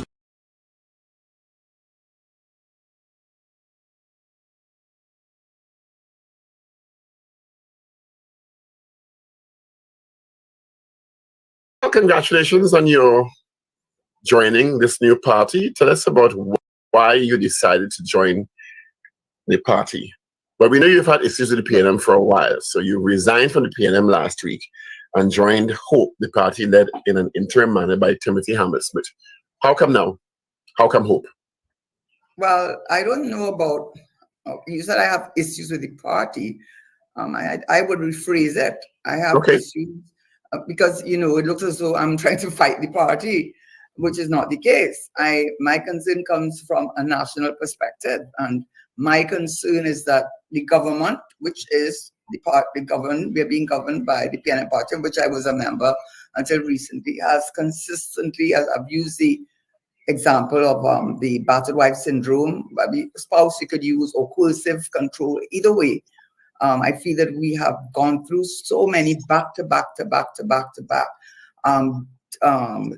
you know, conduct on behalf of the leadership and the party and the government, I should say the government, that I simply could no longer stay there. I just simply could no longer stay there. So it was not done in haste. It was something that I was marinating for some while, and it reached a point, I think, with the local government decision from the Privy Council and a number of other things. There's always a tipping point for everything, and I think that was the tipping point. And Hope, to me, was the only alternative, because it's acronym. I mean, it's not an acronym, it's Hope. That's, you can interpret it as you want, but it does say it stands for honest government. And I don't think there's any other. When you use the analogy of battered wife syndrome or coercive control, it suggests that the electorate who have chosen the PNM in 2015 and 2020 and basically retain the status quo in local government election 2023 is incapable of making a decision about their future when they cast that vote for the PNM, as opposed to, well, they're being abused and they're not able to make a decision. Could you reconcile that from? Because it suggests that, well, the electorate don't know what they want. No, I wouldn't say that. You can use that. In a right situation, people, for one reason or another, are unable to leave that unfortunate situation when people may be just making a vote that they want. Okay, so then people might say, what's wrong with people in Trumpians in America? What's wrong with them? How could they support a person who has come out openly and said, if he walked down, I think, one of the main streets in Manhattan and shot a man, he would get away with it? I mean, if you want to start going down that road as to why people make their decisions, it's perhaps people like myself and other people who will stand in the middle. You know, it's up to those to hear and to listen and to discard or regard. And why I use the example of the battered wife syndrome, and in England actually there was it's now called coercive control. It's recognized. A person who goes through that believes that the person to who is doing this for their protection and out of care for them, and they are seduced into believing that until they reach a point where they look at all the actions and they see those actions could not be in their interest, and then they feel a sense of hopelessness, helplessness, and cynicism. And I think the results of the low turnout of the local government elections, and actually when you look at the average of 30.4, because I went and checked it and I looked at it even for 2016, where it was 34%, and then in 2019, 34%. When I looked at the municipal corporations, do you know the voting numbers, the percentage was extremely low in PNM controlled corporations, whereas the numbers were very high in voting in the UNC controlled corporation. So I can't look at the local government. They got the popular vote anyhow, and we know that. So to say that if the people were able to vote, each person able to give a vote, the PNM would not have won many of those seats, and that is the reality. And to come back to the analogy that I have made, I can give you several examples. And, you know, that's my decision why I felt, having been in cabinet and knowing many of the players. Let's start. Local government election. You had the Privy Council condemning the conduct of the government and saying this is not consistent with a democratic republic. You had the whole issue with that Nelson Gate, where the DPP had to drop any pursuit of any charges against it, because he now is even now suing the first Attorney General, who's then saying he took advice. You get instructions from your client. 3, Attorney General number 2 in the Miami courts. How embarrassing for us, both in the lower and the upper court. I mean, saying basically he did not speak the truth on a witness statement, which is like evidence in chief. The decision in the Brent Thomas case with the High Court judge, which has gone to appeal, said it amounted to an abduction because it was using an airplane, facility that belonged to the national, our state. Then we have the DPP crying out for how many years for staff? 57 members in his staff, when he has been asking for 134, not given that. You have the Prime Minister, the head of the National Security Council. The building that was assigned to him for 4 years, he has said he won't go for security reasons. And he can't say why. And I have an idea now why he's saying it. By chance, I found out. So you have the DPP. You have also the Brent Thomas. You have the Nelson Gate issue. You have the AV drilling, when they refused, on the advice of senior counsel, to go to court and challenge that decision that was made. I mean, I read the arbitration, it simply was such a weak reasoning. Why? And you have a relationship you had to admit with Mr. Bash. Then you have this issue now with the Prime Minister, with the Integrity Commission, saying that he didn't know his wife is a lawyer. I mean, it's a townhouse, it's not a condominium, it's sitting on land. So, and then it's not even that he didn't declare, because it's the fact that he paid much less than the market rate. What did he pay in terms of his when you have to pay stamp duty? Is that a gift? And you're getting that from your prime minister. That's the most recent incident. I mean, I could just go on and on. The procurement legislation that has been totally emasculated, nothing like what it was intended to do. I mean, is it also a case? You know what I can doing now? I can go on and on with examples which do not affect me personally, but affect our country. That I see our country being battered to a point where people have a level of cynicism, which is reflected in the voter turnout in PNM controlled areas in particular. And that is why I, at the end of the day, said enough is enough. I'm going to open that door and get out. How much of a factor has been in the last two generals and in this local government election, the other options available? But that's why I said what I said. I mean, I certainly don't want to, I don't want to come here and because they're not in government, and if they're not in government, they can't make the decisions. So if they were in government... I'm talking about in elections specifically, because elections posit options for people to choose if they think that the incumbent is not acting appropriately or is not delivering on services. All right. So now you have this situation. I can give you, I think with the 2015 elections, I think understandably, and if I were the Prime Minister, which he did, when Nigel, he does a pollster, he's a pollster, when he looked at the, and there was a strong turnout, and I think the PNM did win the popular vote, but when they looked at the 5 top issues in September 2020, when people were dropping down like flies, and people were literally afraid of them, and I think there's no one who does not know someone that is close to them that died or got very ill because of COVID. And the number one issue that, according to the Nigel, the pollster, 65% of the electorate said the number one issue for them was COVID, not the economy and not crime. So if I look at the 2015 elections, I think the Prime Minister was a good politician. I would have done what he did, but what it said is that at that point in time, COVID was what drove a lot of the population to feel we had a strong leader, which he is strong in terms of, I don't think I'd go any sea or any river. I mean, I don't think anybody would play around with Dr. Rowley in that regard. So I think in terms of COVID, it had a strong impact on people, and it's reflected in what the polls stated. So crime and the economy fell low down.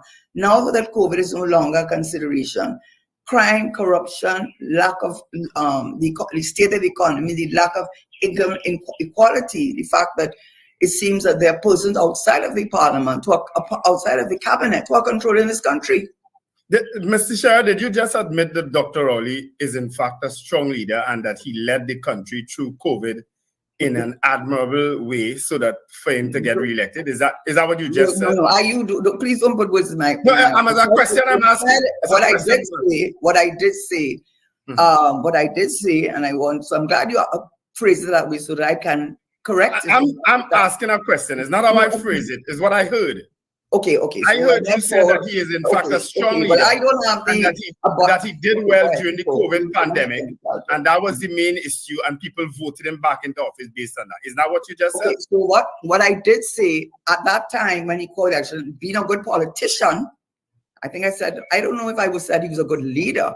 I think I used the word politician, but you have the tape. But I think I said he was a good politician.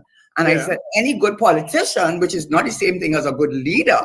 So please do not put those words in my mouth, because I did not say that. To my recollection, I said, as a good politician, he called the election at a time when COVID-19 was the number one concern. But the election was due. And he didn't call it earlier, it was due. I said, well, when I say he called it, it was called, yes, it was due. I mean, I think there is a period in which one can have some leeway. But the point I'm trying to make, which I did not say that he was a good leader. So do not put those words in my mouth. I said he was a good politician, and as a good politician, he understood that the main concern of the population at the time was COVID-19. And because he came across as being strong as a leader, and a strong leader in the sense of take no prisoners. People were so concerned at that time about the effect of COVID that it inured to his benefit, and that is what I said, and that is what. So you're saying as a good politician that he did what was best for the country at the point in time.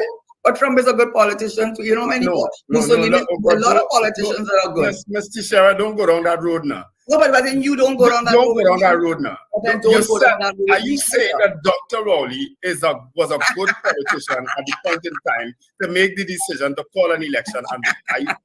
Is that what you're saying? Yes or no? I am, I am not on a court of law. I'm not in a witness box, and I'm not being cross-examined.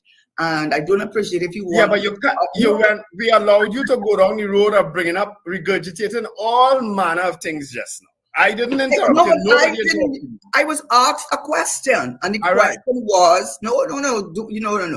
Please do not show your bias. Okay, I am saying to you, I don't have to show my bias. My bias is very obvious.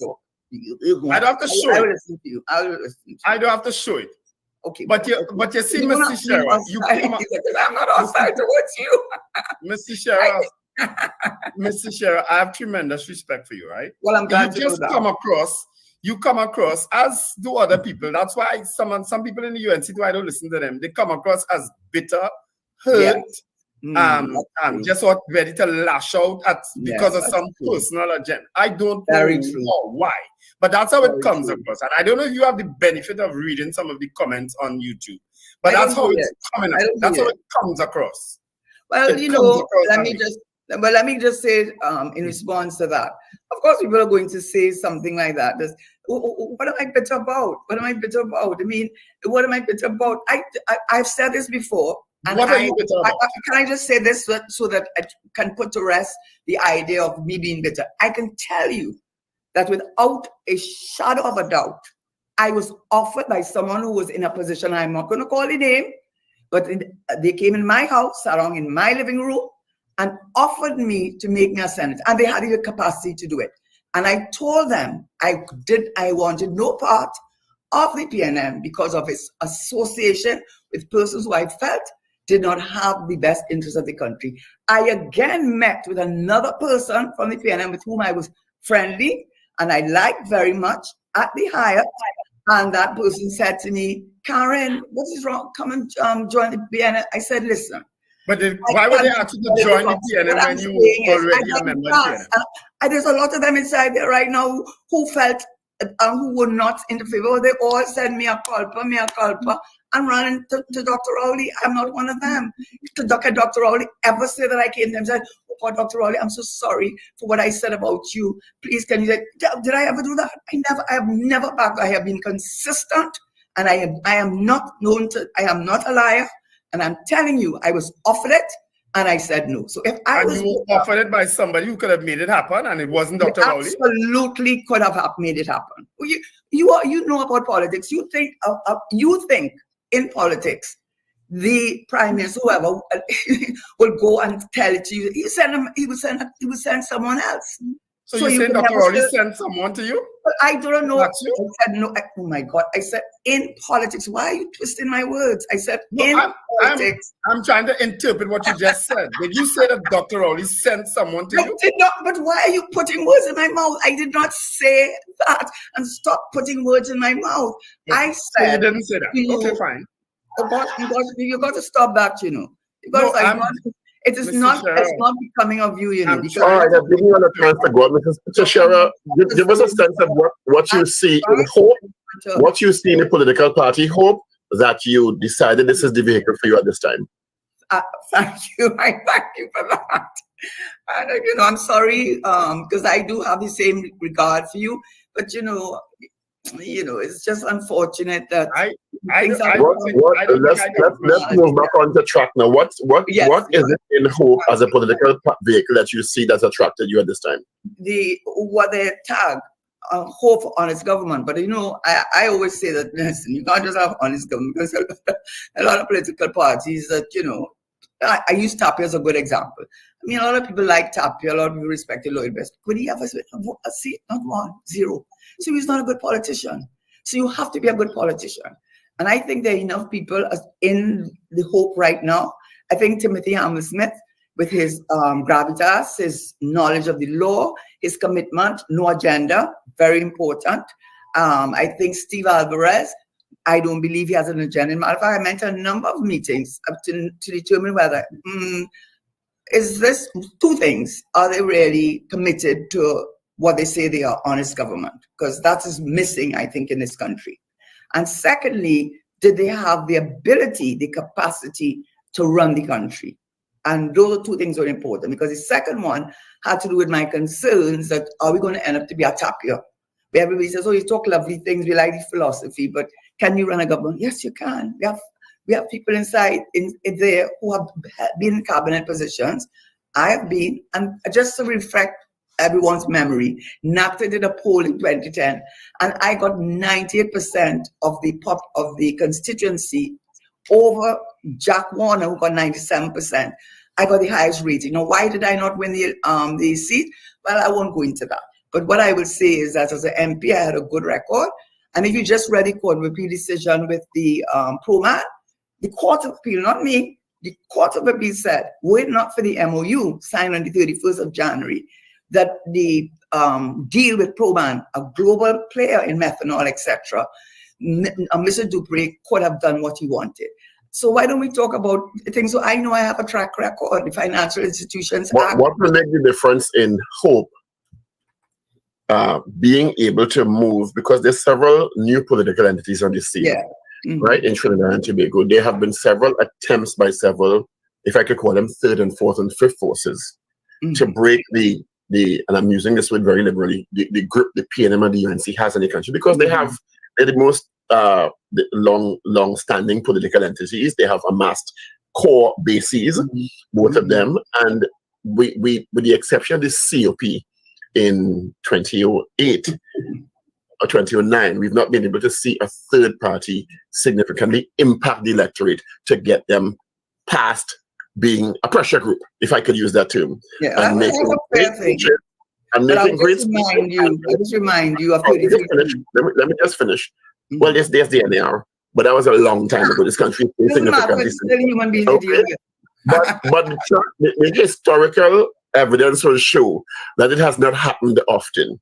And while new political parties espouse great ideals, they have not been able to break that hold the PNM and the UNC have on the country. What will give hope the ability to move past a pressure group to a political contender? Yeah, what will give hope? So you want to say something? What will give hope? Hope.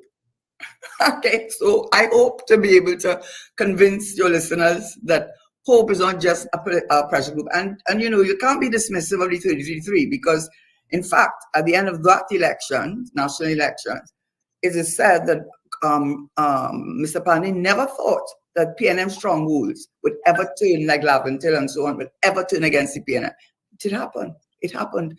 And it happened because people were tired and fed up.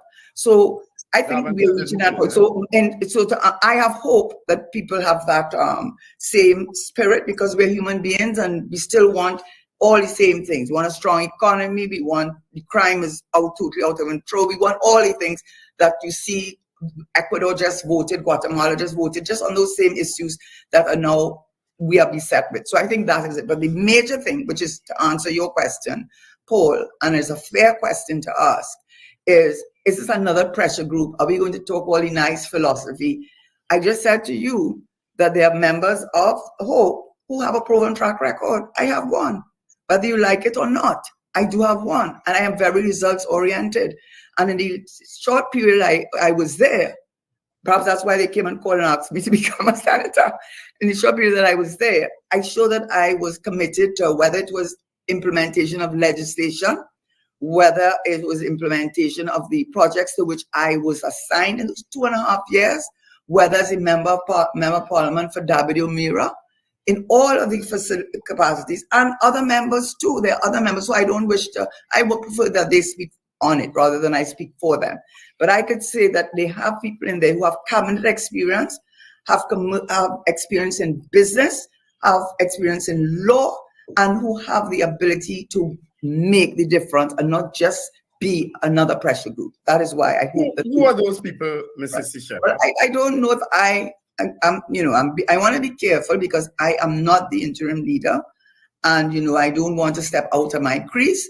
I think you asked me about why I joined Hope, and you did say who the interim leader is. I think the other deputy political leader is Louis Leasing, and whatever you say, he's the one that brought talk radio. That's why we're talking right now. because he's the one that brought talk radio, first of all on 2FM on I-95. Give him the credit for that. Right? Give him the credit for and that. is that enough for him to run a country? The teacher do that shows that whatever you may think, he is results oriented and he brings the bacon home. He has a track record. Does it make it easier or more difficult for Hope, given the advent of other third parties pretty recently, PP, NTA, PDP, etc., in the political space? I don't think so, because I think the issue, and I don't want to really, my purpose, hopefully, here is I don't really want to go and, be bashing anybody, other party, or talking. I want to talk about why I joined Hope. No, I don't think so. I have my real concern. I mean, if you look at the local government elections as an indicator, yes, Guy Griffith did very well. Nearly 16,000 votes, and he went up in 10 electoral districts. But I'm not here to talk about my concerns about him, so I just don't want to go down that road. So to answer your question, certainly making that decision that I have made, and also let me just say, even in the last national election, I think the PNM won 29-22. Tobago, a day in politics is a lifetime. 29, 2 seats. 29 what? You said 29-22? I think that's what it was. No, I got it wrong. But it's 2 days. I did get it wrong because it was a difference of 2 seats. Whatever it was, it's a difference, I think, of 2 seats. Sorry. Yeah. You're right. Yeah. Sorry. 19, 22-19. 22-19. In the house. There you go. There you go. So, yeah. But thank you for correcting that, Ms. Error on my part. But the point I was trying to make is that in relation to Tobago, it is clear that those 2 seats in Tobago are critical for the PNM, I think. Because if they were to lose it, if they were to lose those 2 seats, and Father Augustine, a day in politics is a lifetime, he's called the parties Tobago Progressive Party. He's not trying to come to Trinidad, He's trying to get his 2 seats in Tobago. I think it's behaving like Hannah Robinson, so he knows he's not winning the seats in Trinidad, but he getting them 2 seats, and he knows those 2 seats are very critical to the PNM. That's what he knows. And then if you get other parties like Hope make sufficient dent that they are able to secure constituency because you believe in Hope and the message of Hope, and that Hope can do what it says it can do, and can show what this government has not done despite making promise after promise and budget after budget after budget. How long you waited for the property tax, by the way, which I would take the credit that I had it passed and got the information technology put in place. We had bills to send out. When Mr. Shara, you sure you want to raise that issue of property tax? But why not? That started under you. That started under you, and we got nowhere with it. And 10 to 13 years later, we still languish.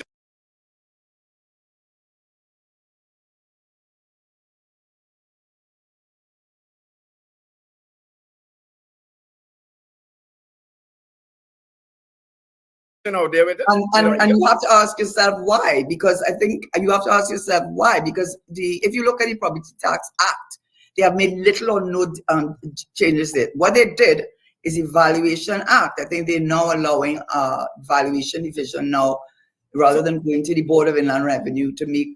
So they no change. The percentages have not changed. The annual rental value or the way in which you assess the taxes, they have not changed. What has happened is that for reasons best known to the governments, they have not done what is necessary to bring the legislation. I'm just saying, that question is also valid to you, because you were the Minister of Finance, and you were in government at the time, and it wasn't done under you. So well, that is what I'm telling you. Number one, I'm so glad you said that. Number one, I had Toco closed down. Number two, we had information systems where instead of you going to the warden's office, you could go to any region, any government, the equivalent of a warden's office, and they would have a computerized system. So even if you are living in San Fernando and you had land in Port of Spain, you didn't have to go to Port of Spain to pay. All that dusty box that you had to go through, a thing of the past. We had bills ready to send out. The Prime Minister called election. I am not the leader. I am not the Prime Minister. But I can tell you for certain, that in April, that's why I tell you I am results driven. I can tell you for certain that we had bills ready to post out to person, and we knew that we hadn't captured all. We knew we hadn't.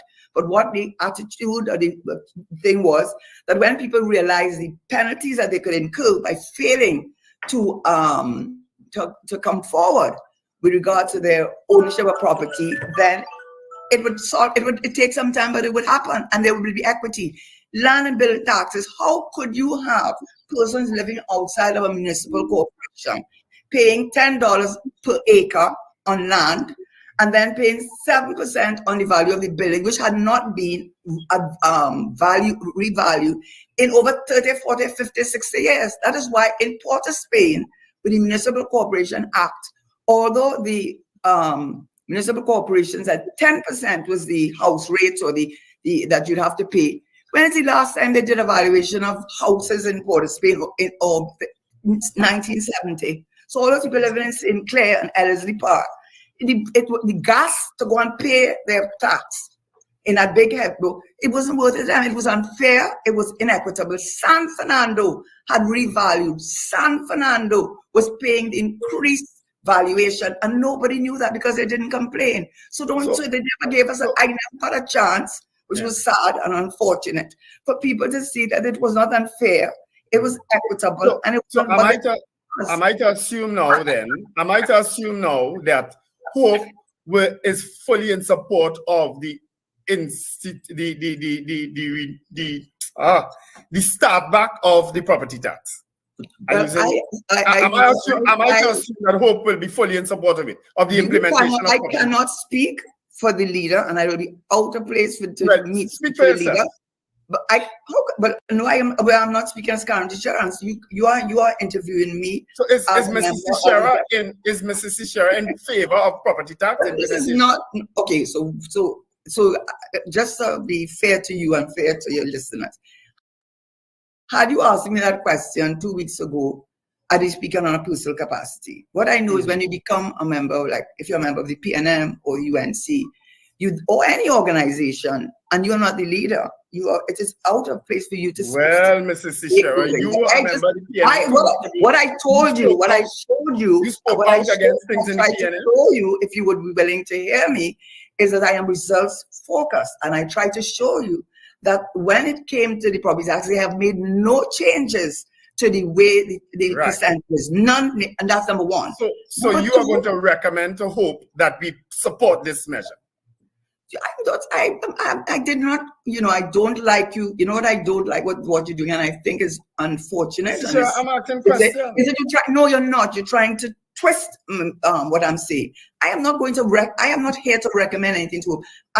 My statement that I just gave you was I was responding to what Paul asked. He said, "Are you going to be another pressure group?" And my response to that was that I do not think so, because I believe we have people in there who are experienced, who are results oriented. I passed the Financial Institutions Act. I passed the Insurance Amendment Act. I also was responsible for the MOU, which I think whatever anyone wants to say, where Bear Stearns, Lehman Brothers, Merrill Lynch, developed nations, Iceland, Spain, Spain, Portugal had to run to the IMF to bail them out. Yeah. We have no run in Trinidad. So I have a proven track record, and that's what I think to who. And okay, you have a proven track record, but you went on to say that you were taking credit for the startup of the Why do you put words in my mouth? I can't remember. Did I? I don't know if I said it was. Yes, you said that. You said that. I used the words and an election was called, so you won't. But you were all ready to do it. Didn't you say that? That I was all ready to do what? You were ready to roll out the property tax, but an election was called, which you had no control over. Absolutely. And you know why? And to let me respond to why I felt strongly about it, because that axi tax thing with Margaret Thatcher, with the property tax, had no bearing with on what we were doing. And by the way, all those who criticize it have all said we should pay property tax. Everybody agrees that the new local government act actually makes provision for the collection of property tax, but to go into a statutory fund called the corporation fund. You have to convince me. Nobody has any problem with the property tax. I have no problem with it. Well, right. So my issue was from as a minister responsible for that. My issue was that it was so unfortunate that the country never got an opportunity to see how fair and equitable it was. Agreed. And that was my Agreed. concern. Agreed. So my question again. So my question again is based on Mrs. Karen Nunes-Shera, who is result oriented and who started this issue of the property tax. Will Hope be in support of property tax implementation? And what I can just say to you, it would be out of place. I just imagine if I were a member of the PNM and Dr. Rowley and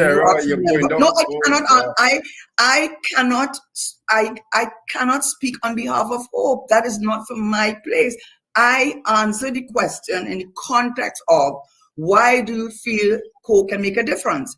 And I was giving you examples of why I felt the Financial Institution Act was the act that had Clico and Self Financial in a tizzy, because now they had to file consolidated accounts, which the central bank governor was pressing me to make sure that we pass that, because then he could see and get a better picture of how CL, which is a family-owned company, was really operating, because so much information was not he was not privy to. And we had a 3/5 majority, which helped a lot, of course. The Central Bank Amendment Act, the Insurance Amendment Act, which said now that they had to send quarterly returns, and also gave the insurance company, the Inspector of Financial Institutions, the right to enter into insurance companies, to inspect their books, their accounts, their records, their minutes, take copies of it. And if they were not allowed to do that, to get an ex parte, which they didn't need them to be there, order from the court, order them to do that. That's what I did when I was minister. Is that a yes? Is that a yes? Is that a yes or a no to my question? Is that a yes or a no to my question? I answered you by saying I am not the leader of Hope. I think we can move on from that now. You've asked the question 3 times and she's answered it 3 times in different ways. Mrs. Teixeira, in our final moments, can I just say, please? You know, you asked a question. The question was, why did I think that Hope would make a difference? And I said, because I think I and Louis Lise, many of us are results oriented. And I was given an example. But it turned into making me make a statement on behalf of Hope. I cannot do that. That was not what I was asked. And that is not what I answered. All right. Now, for this one, I heard it's going to be an interesting year. The interim leader of Hope, Mr. Thomas Smith, has said Hope will be contesting, all things being equal, the 2025 general election. You've indicated that you think Mr. Augustine, well, he has said he has his eye on the 2 seats in Tobago, which can be king or queen maker, depending on the outcome of the election. And yes, I agree that the PNM needs those 2 seats to tip the balance in terms of the overall election. If Hope is able to attain, because this is going to be monumental, 1 or 2 seats, Hope will have to decide where they're aligning. And the PNM has always stated that they're going it alone. Do you think Hope, in its present iteration, will be able to manage the kinds of issues that arose in 2010 in the People's Partnership with that sort of coalition arrangement? Well, I think, you know, everything is a learning experience. Certainly, even I think, I don't hold any for any of them, but I think even Kamala Bissessar, who I think is really my personal view on that, would be, you know, maybe, you know, she looks very frail, I'll just say that. But what does that mean? What does that mean? She looks frail. I'm not dealing with age. I'm dealing with, as opposed to the Prime Minister, he looks very virile. That's not the wrong word to use. What word is that? What word is that, Mr. Sheridan, does use? You know, that's going to be a meme now, right? You just said that, and this I'm really recording this, that this is the sheriff and the Prime Minister looks virile. Going back to the point. Going back to the point. Why do you think Mrs. Prasad but in your perception, frailty is an issue? Why do you think so? Well, there was a picture speaks 1,000 words, and there was thing of Gary Griffith holding on to her hand, and she looked so like, you know, it just seemed to me, I don't know other people, sorry, but other people said, it just seemed to me that, you know, that, I mean, she obviously is a person who does not give up, which is a good thing and a bad thing. She's a fighter, which is a good thing and a bad thing.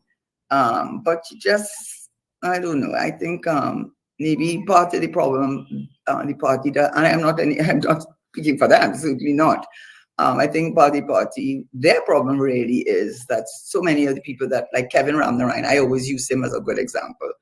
If he were brought in there, maybe it would make a big difference. So, you know, but I'm not there to speak for them, and I'm not aligning myself with anybody. I can't do that. It's not my role. I don't know what will happen. You're speaking for everybody else except me. You're speaking for everybody else. In closing, let's just we have to wrap up your closing comments, Mr. Sister. Well, I'm happy that you asked me to come on and gave me the opportunity to say my reasons for joining the Hope and my reasons for leaving the PNM, which was not easily come by decision, if that's correct English. I hope that, no pun intended, that what I have said, which I believe, I've been clear about my answers, and that it's unfortunate from my opinion that much of what I've said, certainly some of what I've said has been I wouldn't say twisted, but not reflective to the answer to the question I was asked. But thank you for asking me to hear. I believe in hope. It is honest government. That's what this country needs. And they have people in there that have the ability to make a difference in this country. All right, well, just a program note, Mrs. Cheryl will be on Power Digital this afternoon at 4:15 with former Planning Minister Dr. Botiwari, so you can look out and join him. Thank you so much, Mrs. Cheryl. Yes, looking forward. Thank you so much. What seat will you be contesting for Hope? Oh my God! What is, you stop, you show that petticoat. Your petticoat is almost down by your ankles. No, I'm asking that, but that's a question that anybody would ask. The level of, can I just say, when you look back at this thing, it's not only how you answer it. People could say, well, I answer in a very rapid fire way. I will agree with that. But, my respectful opinion, and it is a respectful opinion, you have come across, Paul sees whatever his personal views are. He has come across very much more professional. You see, if you have an axe to grind and you say I'm unprofessional, Mr. Sheriff. Unfortunate. Are you saying I'm being unprofessional? I said Paul comes across a professional, and I told you your petticoat is down by your ankles. Mr. Sheriff, I'm a member of the People's National Movement. Up until the other day, I was a elected official. And that is so clear. That is very clear. My question is, unfortunate to allowing that. Mr. Sheriff, I asked an honest question. What seat are you thinking of contesting for Hope? I haven't gone that far. I'm not, for me. I am not, you know something, to be a good leader in any capacity, whatever capacity. Oh, you want to lead the Hope? You want to lead Hope? No, not leading Hope. I said in any leadership position, whether it is as an MP or whether it is a CEO of a company, whatever it is, or whether it's a household, the head of a household, whatever it is, you have got to be a good follower, because a lot of people who like to lead, they do not like to follow. Mm-hmm. That's a sad reality. So I want to be a good follower so that I maintain. I think that's important in whatever role is assigned. So you can prepare to be a good leader. Isn't that what you? No. My God, you see, I can't. I did. We are all the time at Wendell being a very good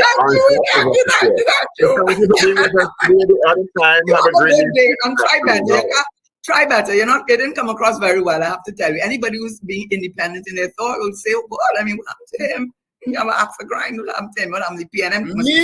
At what point in time you weren't too happy with them, And not one point in time you weren't too happy with them. And not one point in time you weren't too happy with them. Maybe happy with them. I'm still not too happy with everything the PNM. Let me put you next to Wendell. At one point in time you weren't happy with them. Now you look like you're really I wonder why. You know what I'll do? Here's what I'll do. I'll leave both of you by yourself. I'll leave it both of you by yourself. I still love you. Of course I do. Okay, Of take course care. I do. All right. Bye-bye. All right. Thank you, Karen Nunez, the sheriff, for being with us this morning.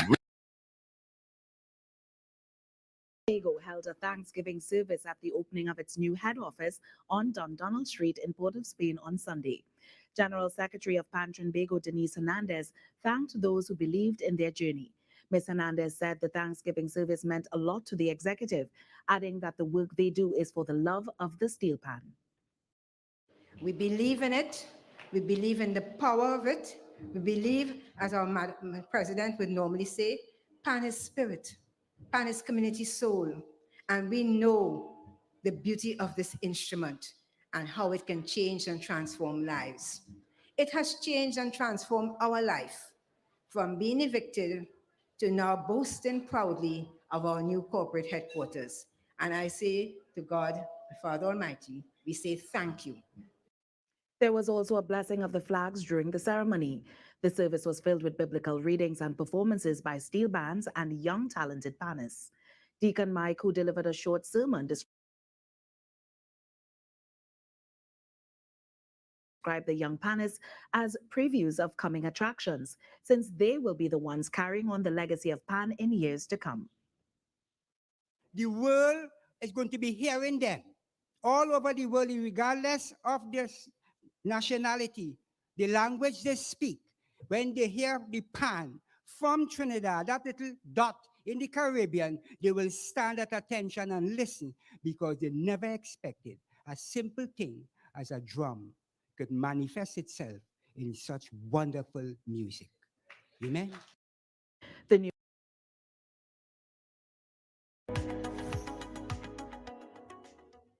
Now, the Independence Day Military Parade Planning Committee or Security Subcommittee is joining us this morning to share information with the public on general public parking locations, arrival time, access and entry points for the Independence Day Military Parade. And in the studio with me this morning, we have Assistant Commissioner of Police, Mr. Winston Mirage, and Lieutenant Colonel Dexter Metive from the National Operations Fusion Center. Gentlemen, good morning. Thank you so much for joining us on Now. Good morning. Good morning. I'm coming to you first, Lieutenant, because I wanted to get the general route. I mean, I know we have it every year, but tell us the general route this year for that parade. Right. Good morning to the viewing public, and thank you for the opportunity. The route for the parade is as follows.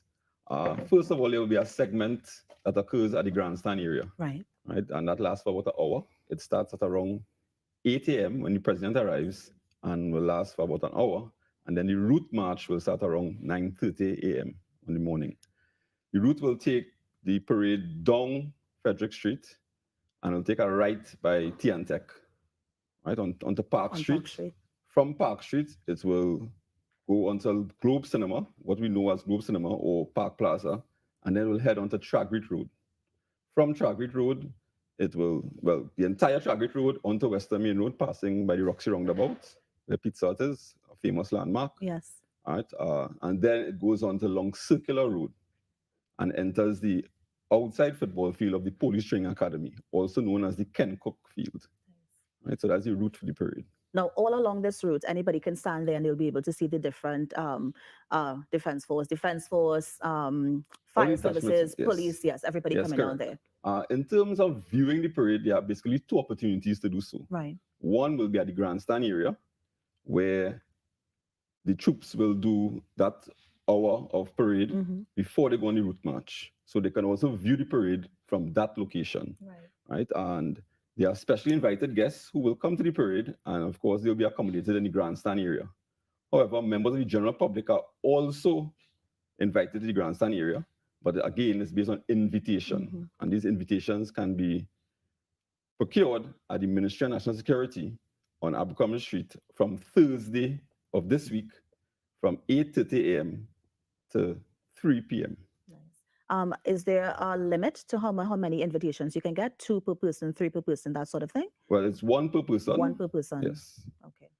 Additionally, second opportunity to view the parade is from along the route. Right. Right. And we are asking the general public, if you are doing so, to occupy the pavement areas along the route. Yeah. and do not encroach on the roadway, because the roadway is for the troops on parade as well as security elements that will be accompanying the troops on parade. Of course. I'm coming to you, Assistant Commissioner, Acting Assistant Commissioner. The parking arrangements, because we just heard that long route that's taking us all the way down Queen's Park, Savannah, Park Street, etc. Where can we park if we want to see the parade? Okay. Parking has been a perennial. Thank you. Good morning. Good morning to Good morning, Trinidad Mr. and Mirage, Tobago. yes. Parking has been a perennial problem, particularly on Independence Day. It is limited, and the space has to be shared among participants of the parade and the viewing public. For those persons who are specially invited guests, there are special parking arrangements. We have done a new parking system this year. We have obtained permission to use 7 satellite car parks in proximity to the venue. And dignitaries on their invitation will see the designated car park. It is also color-coded. So they proceed to that car park where they will be shuttled to the venue, and then on completion of the parade, across to the Napa for Toast to the Nation. Right. Let me talk about places where parking is restricted for this parade. You will appreciate it is a security risk, and therefore we need to mitigate against the issues associated with the parade. So persons are advised to refrain from parking on Dundonald Street between the Queen's Park, Savannah, and New Street. New Street between Dundonald Street and Charlotte Street. Chancery Lane, Gordon Street, Keith Street. Abercrombie Street between New Street and Keith Street. Albion Street between Victoria Avenue and Chancery Lane. Traffic will also be one-way heading east and is for parade-related traffic. Frederick Street between Queen's Park, Savannah, and Queen Street. Park Street from Frederick Street to St. Vincent Street.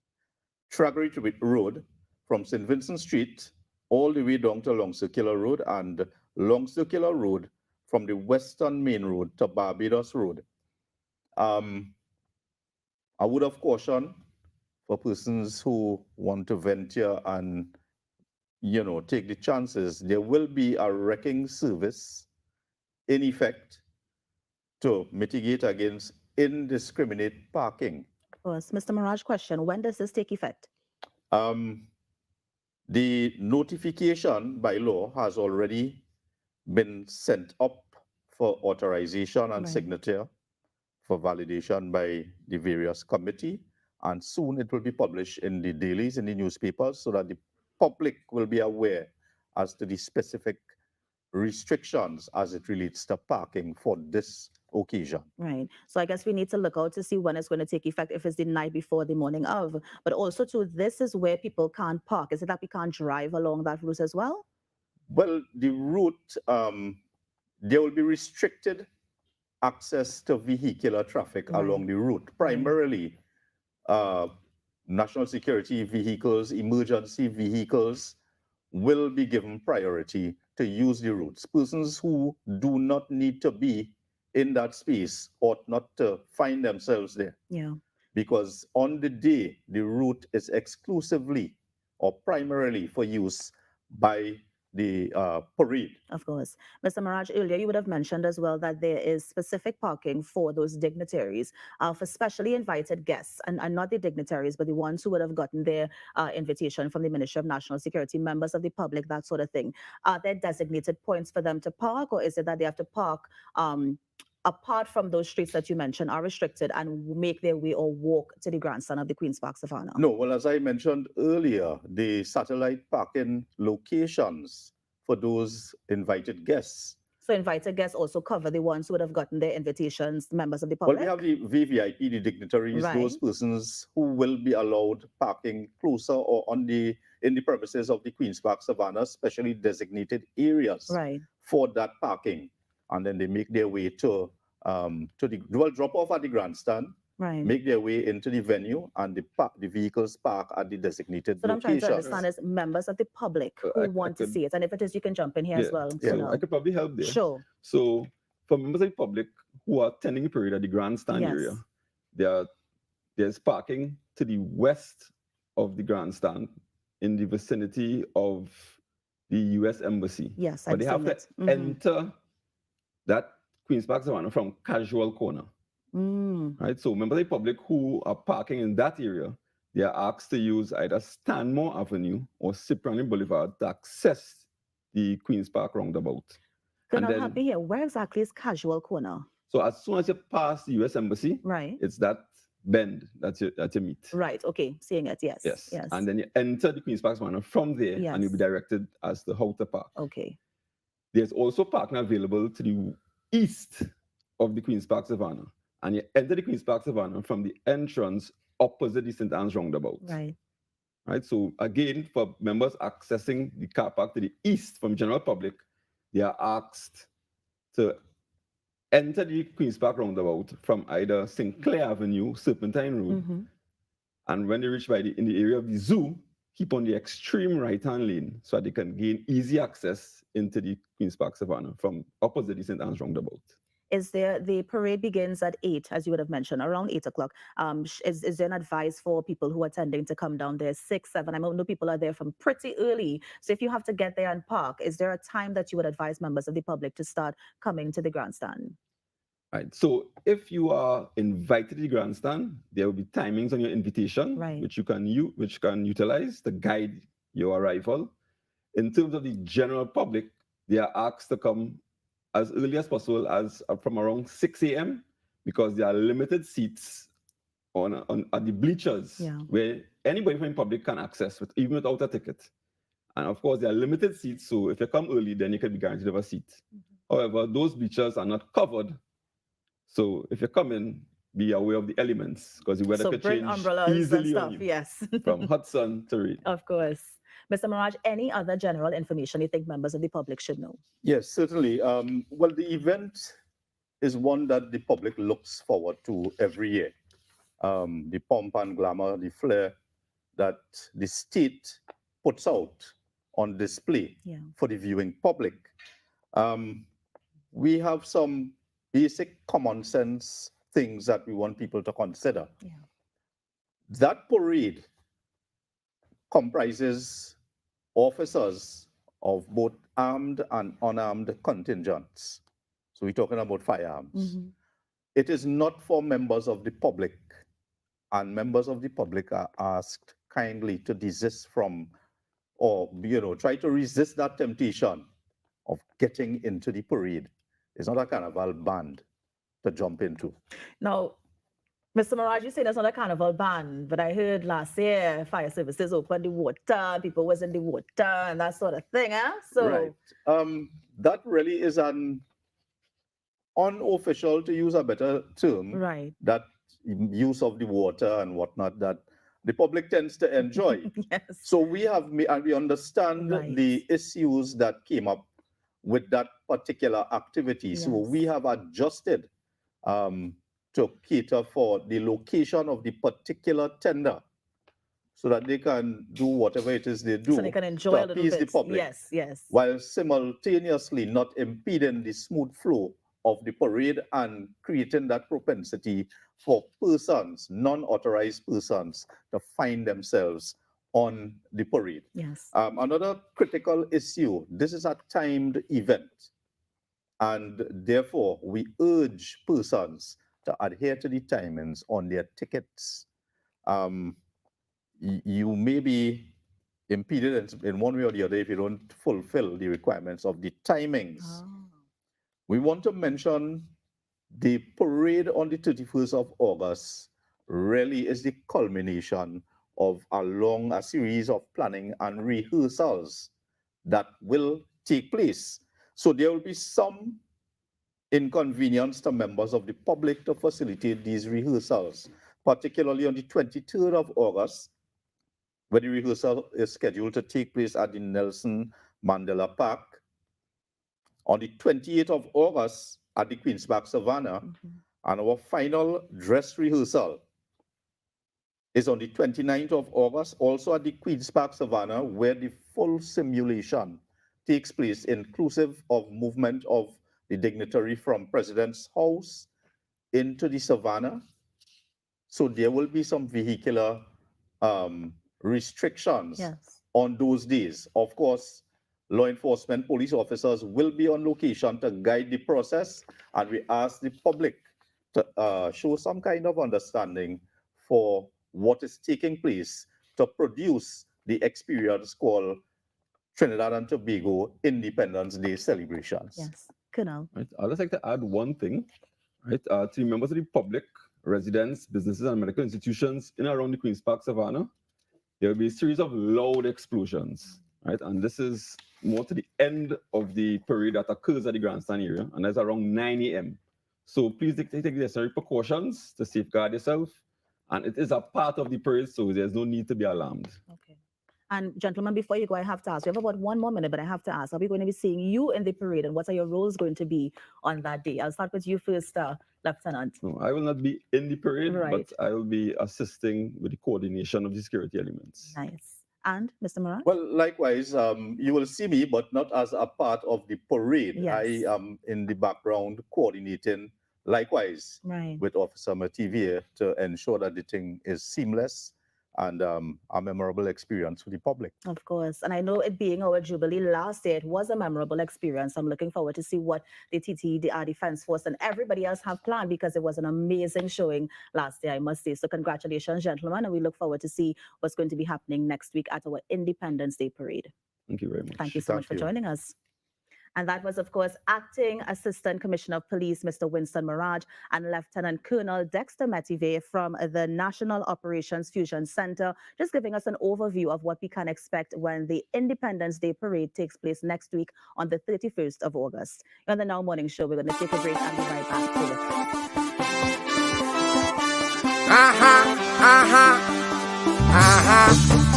See me, so long you not see me, when you see me, I will take it away. So long you not see me, when you see me, I will take it away. So long you not see me, woman say they want feel me, promoter say they need me, to mash up the place, to rip up the place, so come music and skill me, and the power reveal me. Some woman claim that they dream me. I swear. So long you not see me, when you see me, I will take it away. So long you not see me, when you see me, I will take it away. I miss all the commotion and all the promotion and crossing the ocean and all the celebration and all my friends together at one location. I swear. So long you not see me, when you see me, I will take it away. So long you not see me. So long you not see me, when you see me, I will take it away. So long you not see me. Promoter say they need me, to mash up the place, to rip up the place, so come music and steal. The power reveal me. Some woman say they dream me. I swear. Your Excellencies, distinguished guests, ladies and gentlemen, the parade commander, Lieutenant Colonel S.Y. Hassan, marching forward, mounted on that beautiful stallion. By the way, that stallion named after the Commander Gas Brigade, Brigadier General H.F. Omar, calls marching in those beautiful fleets. This is the parade stage. And afterwards inviting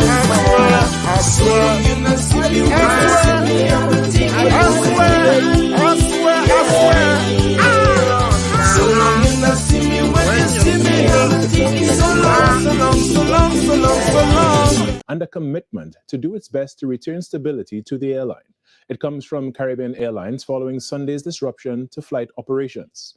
In a statement issued on Monday afternoon, CAL said it fully understands the frustration and extreme disappointment at the unexpected flight cancellations attributed to the development to a high volume of sick calls, 93 of them, from pilots scheduled to work over the period August 18th through August 20th, 2023. The airline explained that this resulted in approximately 60 flights having to be cancelled between August 19th and 20th. The unavailability of these pilots, combined with the short notice, made it impossible to recover. The release added that it is saddened by the developments and also accepts that this has caused what is described as a significant setback in the relationship with its customers. Caribbean Airlines travelers waited today for hours with unanswered questions. After all flights were cancelled on Sunday, TTT News returned to the A&R Robinson Airport in Tobago, where travelers were once again seen seated on the floor and others seeking answers from CAL representatives. However, as the day progressed, some glimmer of hope set in for some, while others remained upset because of what has been described as a result of lack of information. Among the stranded passengers was the Mr. Solo team, who won the recently concluded Great Race event. Not giving me proper information, right?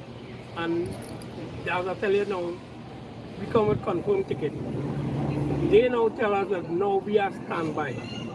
And the 3 o'clock people who come in now, they're giving them boarding pass. And all I asking them to do is just send the mother and the child home. I could stay back. So now it's 2 o'clock. They said they might send a jet this evening, 9, half 9. 9, half 9, they might send a jet this evening. So we had to sit down here with this baby till half 9 tonight. One family told us they waited for hours on Sunday and were left with no choice but to utilize personal funds to book a night stay at a nearby hotel. They returned on Monday and received a 9 p.m. flight to Picong. One passenger who had a 10:15 a.m. flight on Monday told us her mother has a heart disorder and was left frustrated, but later received good news. She told me no flight, all flight canceled. But she told me come 12:30. So I came for 12:30. When I came for 12:30, we blink a line, you know, you have to wait. Okay, she said, the seat they have, they're going to put me near the exit. I said, but people sit there. So that was at 3 o'clock. Then she made me take about half an hour there trying to get, you know, and when she come back, she said, Meanwhile, Minister in the Office of the Prime Minister, Stuart Young, said he was disheartened by the actions of the pilots on Sunday. He was speaking at the official opening of the Cascade Community Centre on Monday. It is all about entitlement. Because you see, there is a limited pot that is the treasury. And there's so many different persons that have to be looked after.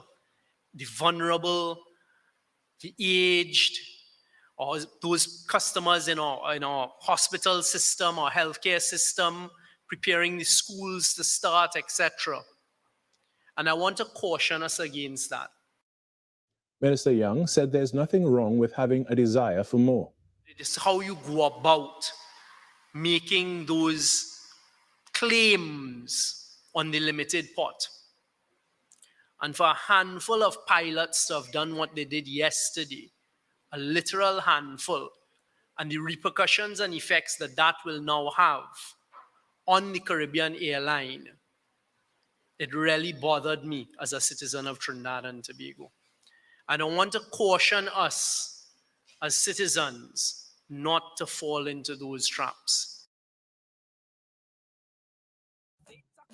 Good Monday morning and welcome back to the Now Morning Show, where this morning, as promised, the TTPS joins us to take a bite out of crime. How we're doing that is with Inspector Michelle Lewis, who will be focusing specifically on the offense of receiving stolen goods. So good morning and welcome back, Inspector.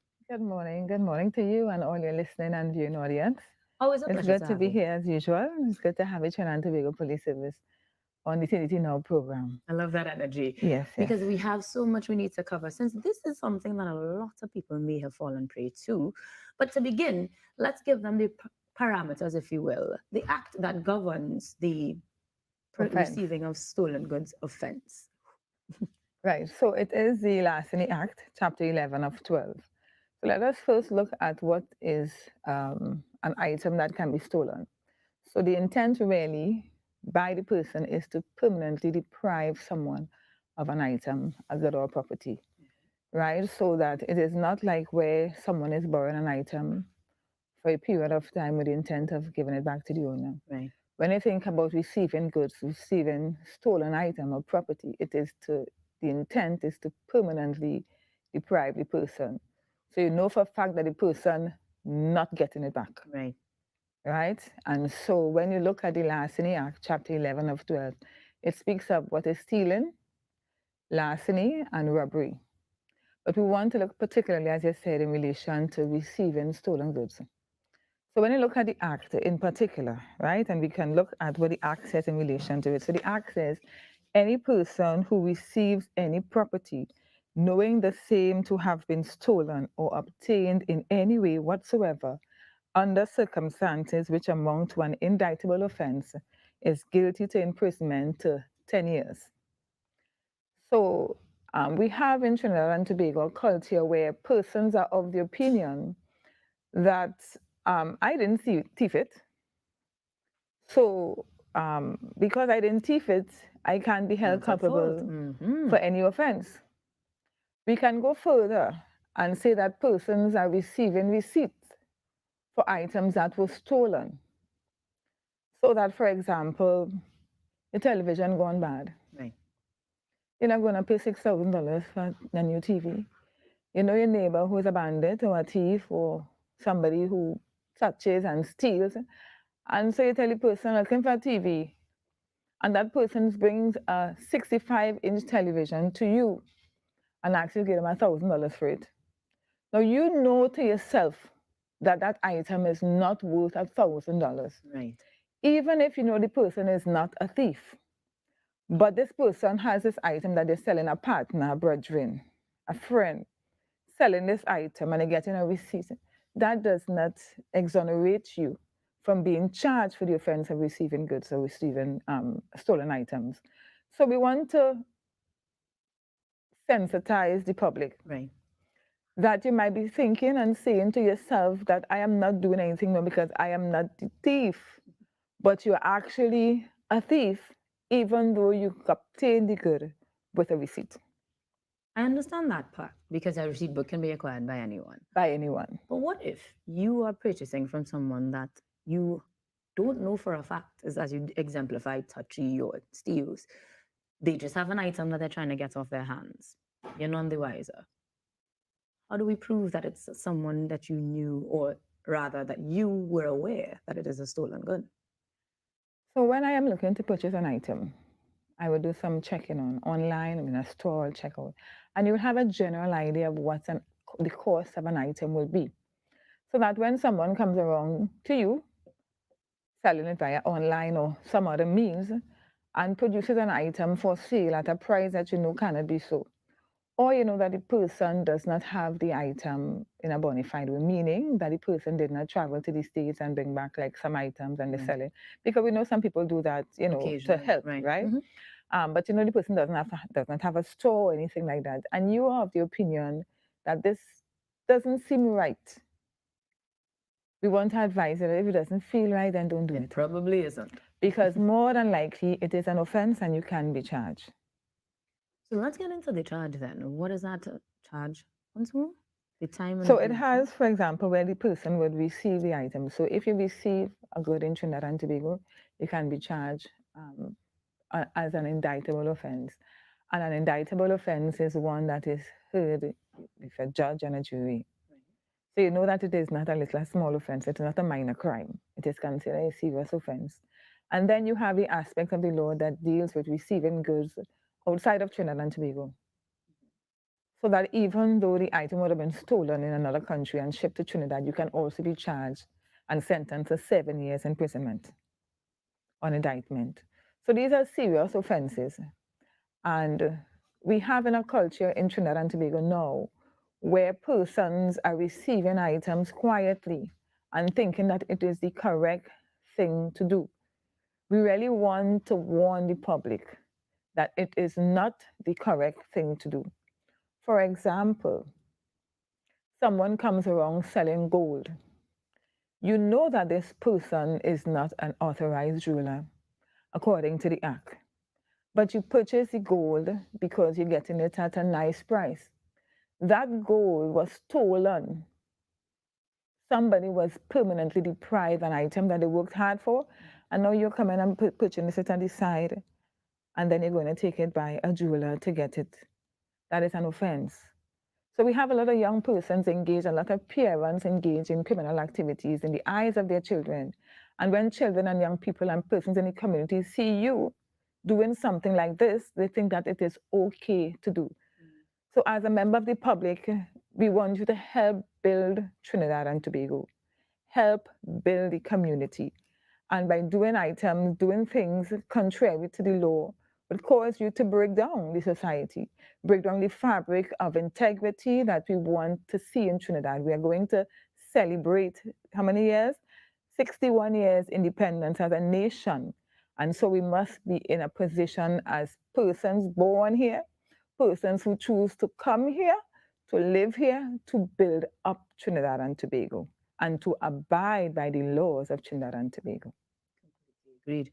Now, you gave the example of one that perhaps would have resonated with a lot of persons, that buying of the gold from someone you know is not a jeweler.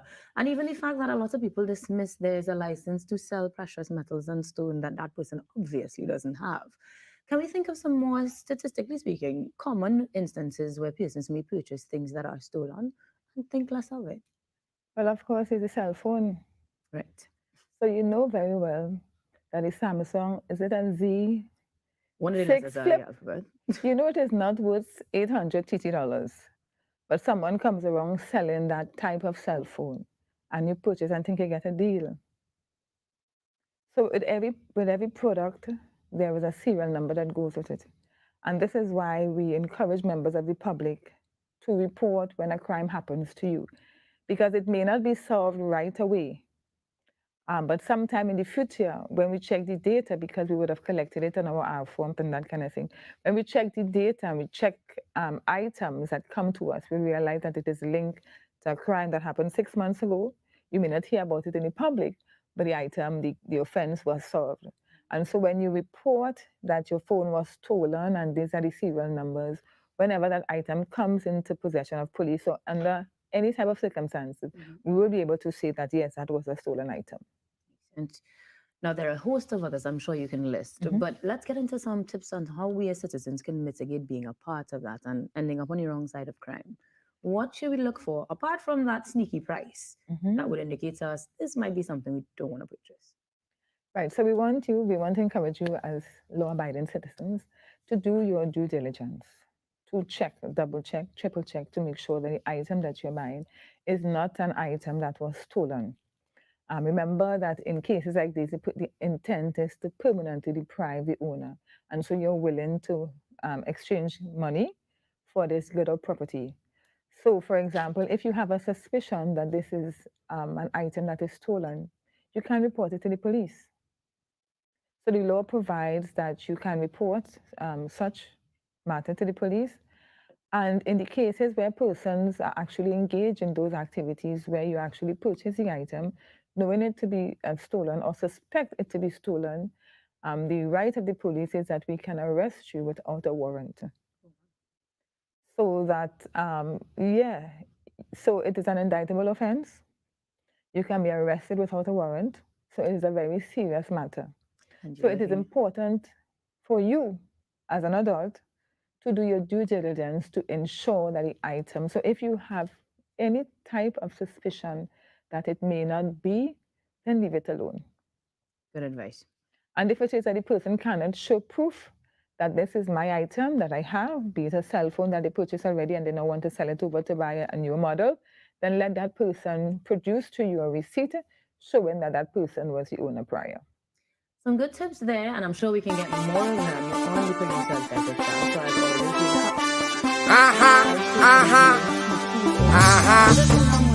See me? See me? So long you not see me, when you see me, I will take it away. The UNC said the EBC had questions to answer. It was suspiciously found that 2 votes that were cast in favor of the UNC were counted for the PNM.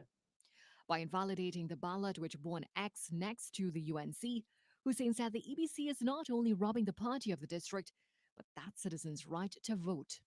It is no easy feat to just disenfranchise a voter due to your negligence, inadvertence, and omission. And the EBC today received a second letter from the UNC over a period of 3 days, which asked questions about the Commission's decision to invalidate the vote, citing that the party should not be punished for what they believe is an EBC administrative error. The EBC on Saturday said it's not reversing its decision because the UNC failed to formally register any objection to the uninitialed ballot on 2 occasions. The party in its letter today again refuted that claim, saying objections were made at various stages. Furthermore, the party is now asking the EBC to explain why it did not perform what the UNC described as the Commission's duty and signed the unsigned ballot.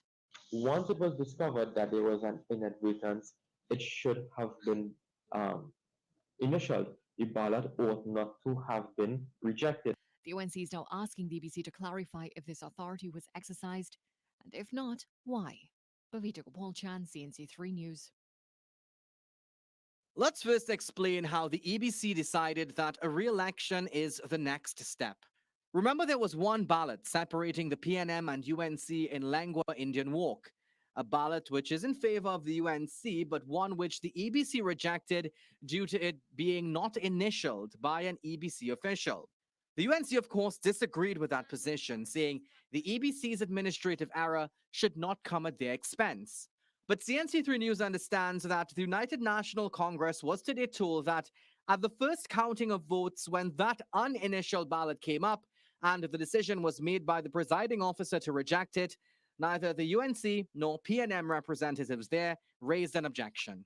We understand the EBC went on to say that even in the first recount, no objection to that ballot was raised by either party. We were told the EBC has therefore decided the ballot should be considered as rejected, which means the final vote count remained 1,428 votes each. And the law states that if there are 2 recounts ending in a tie, then the election for that district is declared void and a re-election must take place as soon as possible. But the opposition leader says her election team did raise concerns about that ballot at all stages of the count. Kamla Prasad-Bisasa said they are amazed that the EBC is now trying to cover up what she is calling its incompetence and bias. The UNC leader said it is interesting that the EBC is remaining silent as to why its duty to correct the initialing on the ballot paper was not done. She said the EBC can no longer say it is independent or even competent. Kamla Prasad-Bisasa said she is now speaking with her lawyers and they plan to stand up and fight against the EBC and the PNM.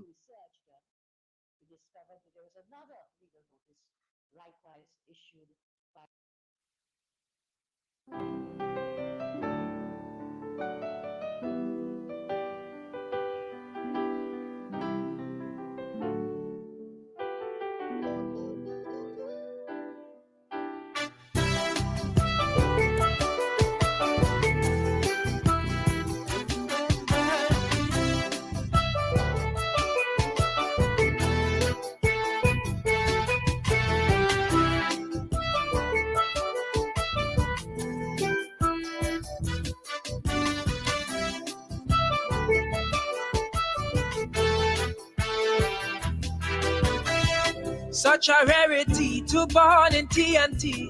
You could see that as lucky or unlucky. But once you're living here, this is your family.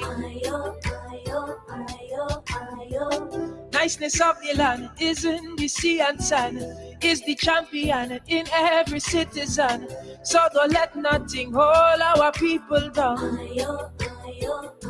Cause when we cry, whoa, it is be for a short time, and when we smile, whoa, it is stretched from mile to mile just to survive.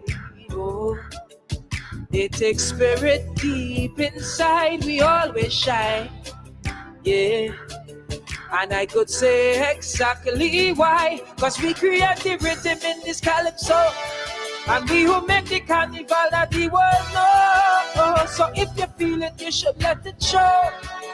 Cause we are mighty. It's we who make the pan in the last century. Our people from Japan come in here just to see So if you doubt in your ability, this we country, cause we are holy.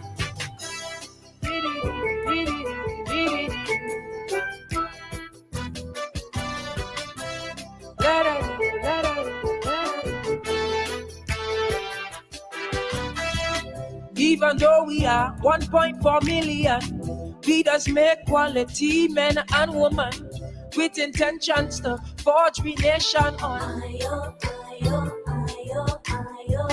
It's the struggles we face every day that make leaders rise out we community and sometimes creating great history.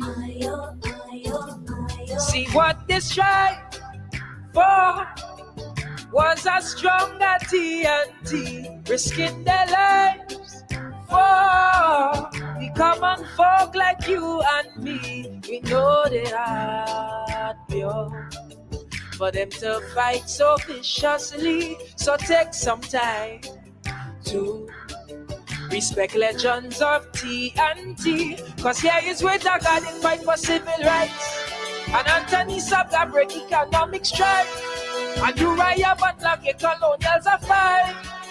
cause we are mighty, mighty. Ciela James make people stand up tall, and Leroy Clark give TNT his all.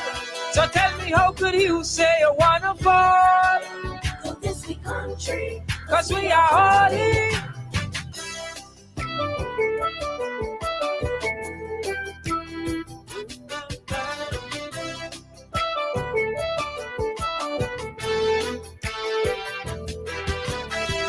Everywhere we go, people always agree that we are the life of the party, representing we land infectiously. If you have some of we in your DNA, then you could become a celebrity, even if you're from foreign country. Because we vibe, we are. When we having a good time, the whole world dark for so. But TNT in the spotlight, we life is like a show, and that does make hard times alright. So let me tell you why my people shining so bright. It's we who put the wine in Mighty Sparrow, and we who put the hype in Marshall Montano, and we who put them legs on me boy at all.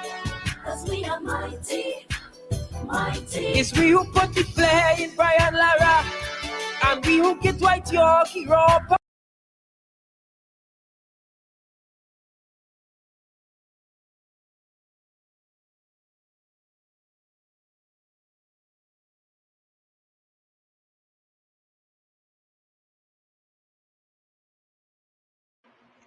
Greetings in the name of the Most High Jah Rastafari. This is the girl Jen, Sister Jenny, Auntie Jenny. And if you want to get formal, listen to Jennifer Frederick. Another edition of Let Me Talk the Thing.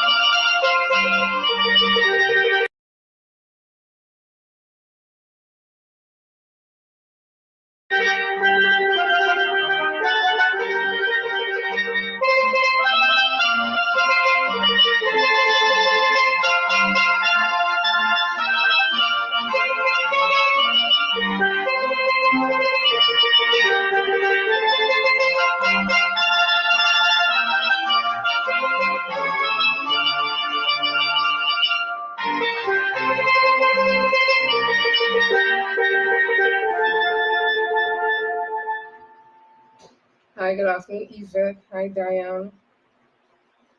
All those who are now joining. Let me say the pledge.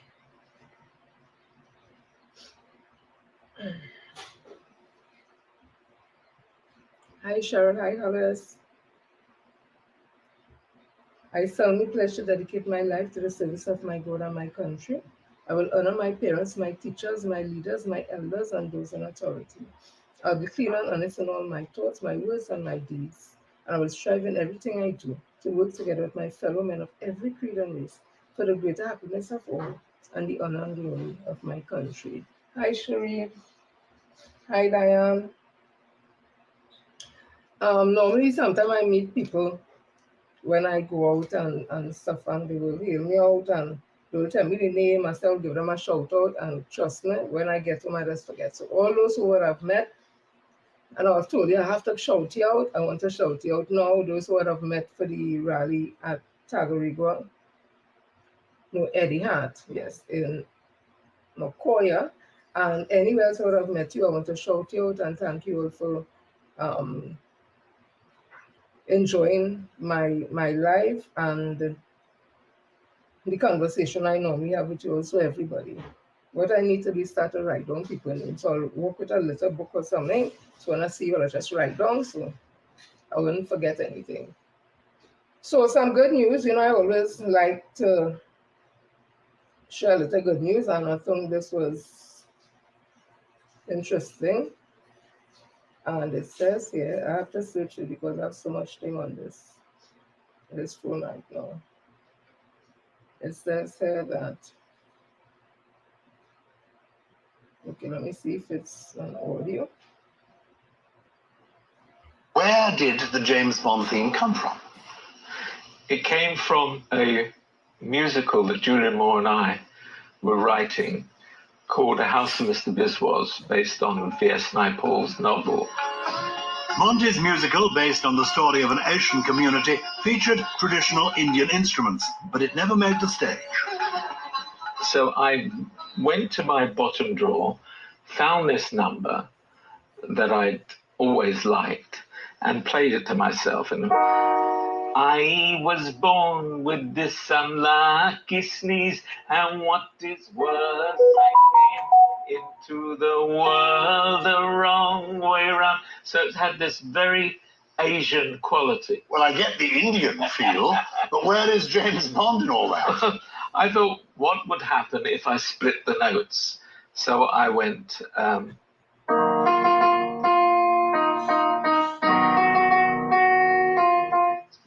And immediately, the moment I did that, I realized that this was what I was looking for. And the producers agreed. They brought in a new young talent called John Barry to arrange the piece, and both the film and the theme tune were a huge hit.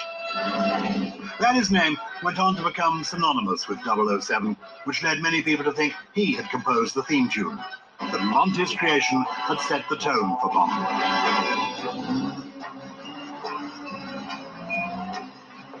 I'd like to send the cable. Yes, of course. His sexiness, his mystery, his ruthlessness, It's a number 5. it's all there in a few notes. Good night, Miss Bond. And obviously, the world agrees. And 50 years on, we want to hear Monty's theme on the traditional Indian instruments that inspired it. International sitar player Jonathan Mayer and fellow musicians perform it in the shadow of MI6. Monty Norman wrote this tune, and it's conquered the world. How do you feel about that? I'm very proud of it, very proud.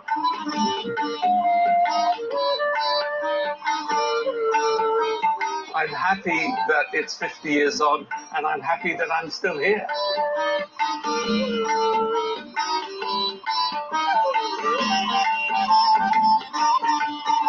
There you go. For your ears only, the tune from a composer's bottom drawer that's conquered the world.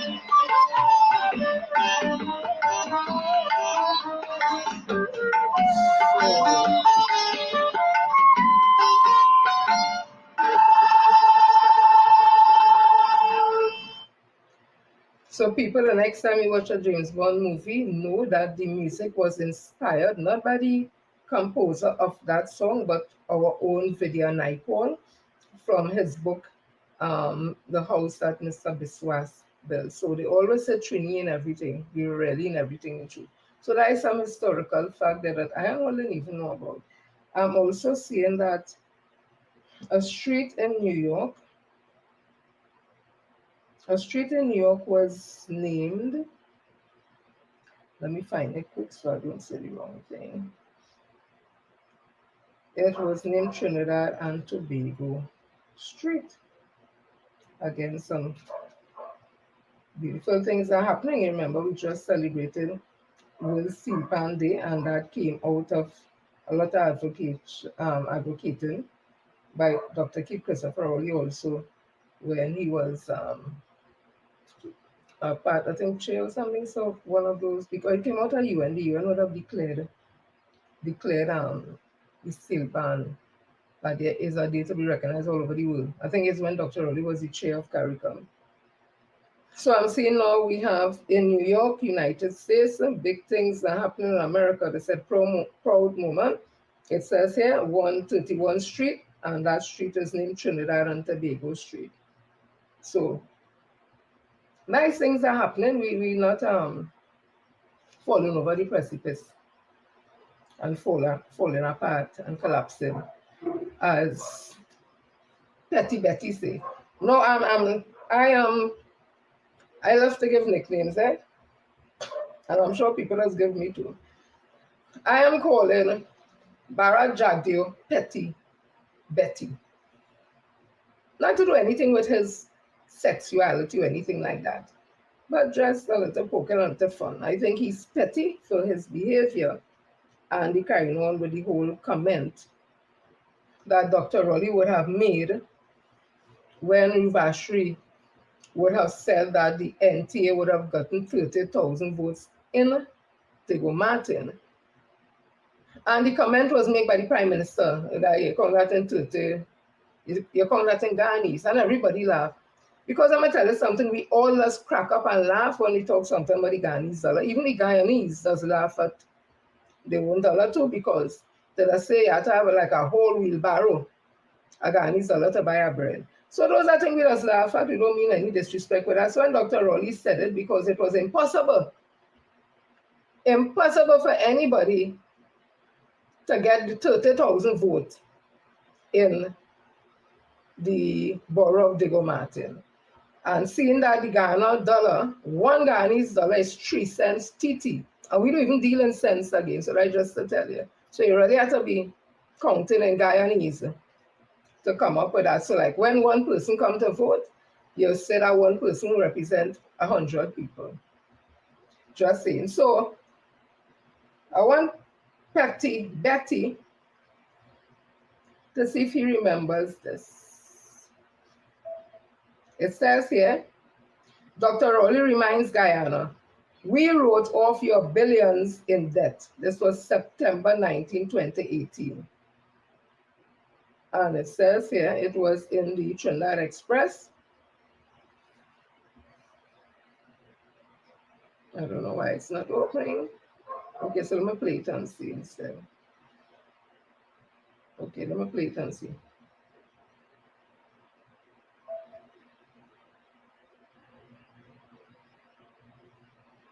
Prime Minister Dr. Keith Rowley and Guyana's President David Granger signed a memorandum of understanding on energy sector cooperation on Wednesday. According to a statement from the Office of the Prime Minister, Rowley said the MOU represents a documentation of his country's commitment to do more in its neighborly relations with Guyana with respect to the generation of economic activity. He said both governments were laying the groundwork and providing the encouragement for the private sector to seize opportunities which are available to both countries at this time, and that this was a good thing for the people of Trinidad and Tobago and Guyana. Granger said he was confident that the combination Guyana's natural resources with the entrepreneurial expertise, capital and investment from Trinidad and Tobago would result in a win-win situation for both countries. He noted that there were unjustified fears that the signing of this agreement was tantamount to giving away the family jewels.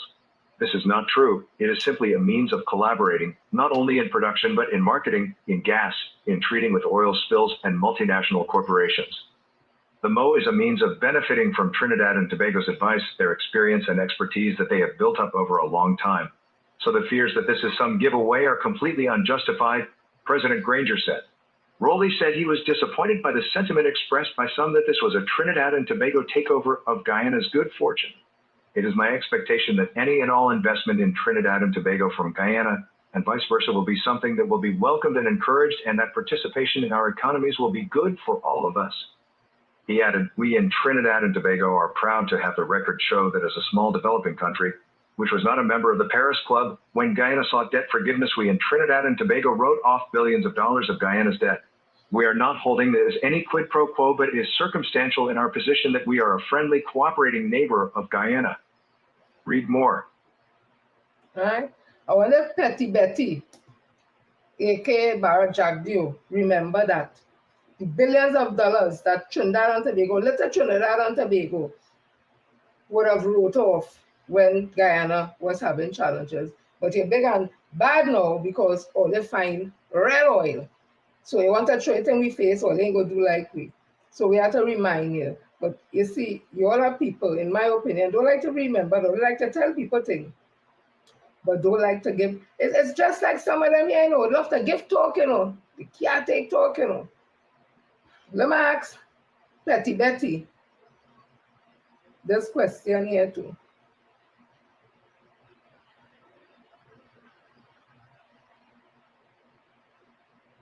This was Trinidad Express.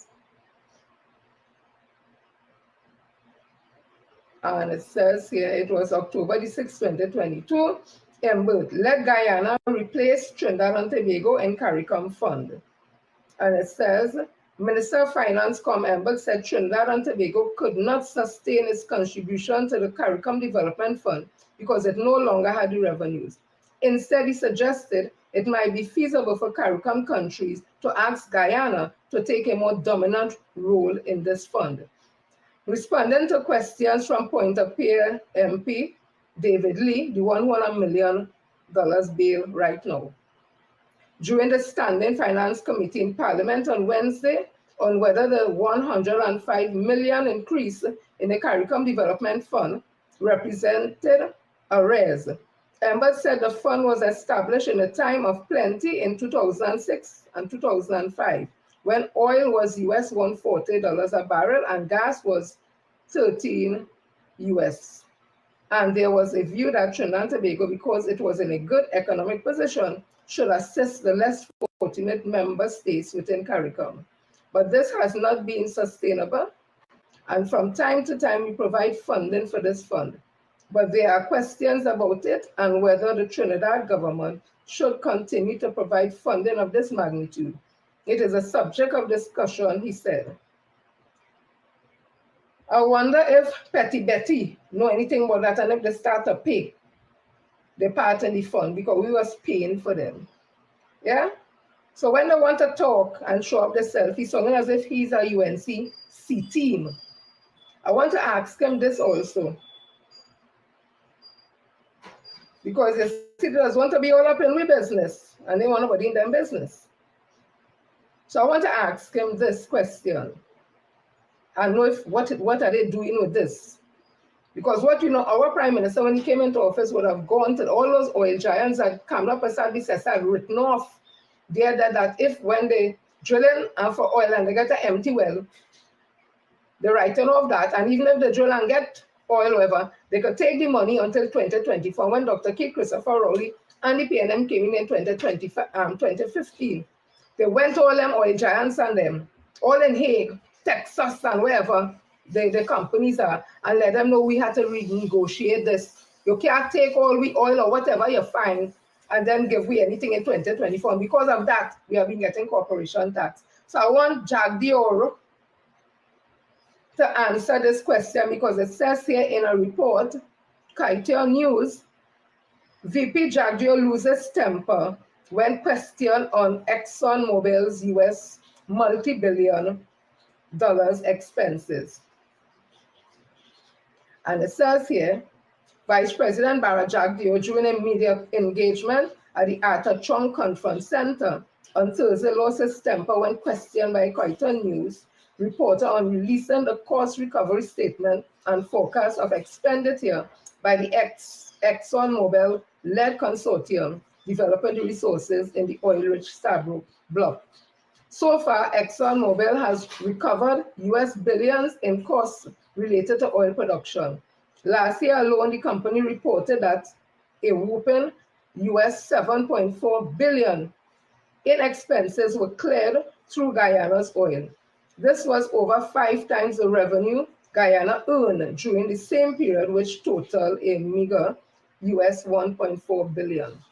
The production sharing agreement Guyana signed with Exxon and partners allow for 75% of the revenue to be deducted each month towards the recovery of costs. This means Exxon is repaid a handsome sum of the proceeds each month towards recouping its investment. Because remember, Exxon in Guyana since 1999 drilling, using their own resources, everything. So right now, them pulling back the money. Why Jagdio and them ain't going to renegotiate that contract with Exxon getting 75% of the revenue? So when Exxon Mobil riding out with all the money, they make $7.4 billion. They take back all that in expenses that they would have spent while they're drilling. And it's over 5 times the revenue that Guyana earned. So Guyana only get a meager $1.4 billion. Jagdio is that a study, petty Betty. In the absence of a ring fencing provision, the deal sees Exxon recouping costs from an oil production project to pay for expenses unrelated to that specific development.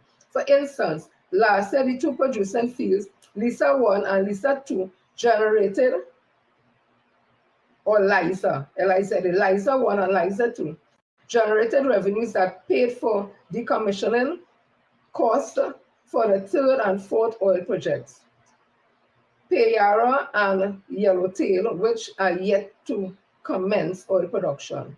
Importantly, the government has been failing to conduct and complete timely audits of the company to verify the expenses being claimed by the Stabroek Block partners.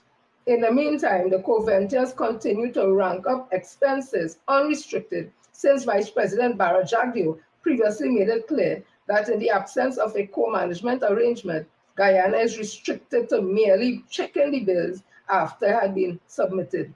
Notably, the lopsided oil deal with Exxon requires the oil companies to furnish the Guyana's government with various documents on the expected expenditures for a given year. They are also required to provide details on how much of their investment has been cleared off using Guyana's oil. I ain't going through no more. Jagdio Petty Betty that with a study.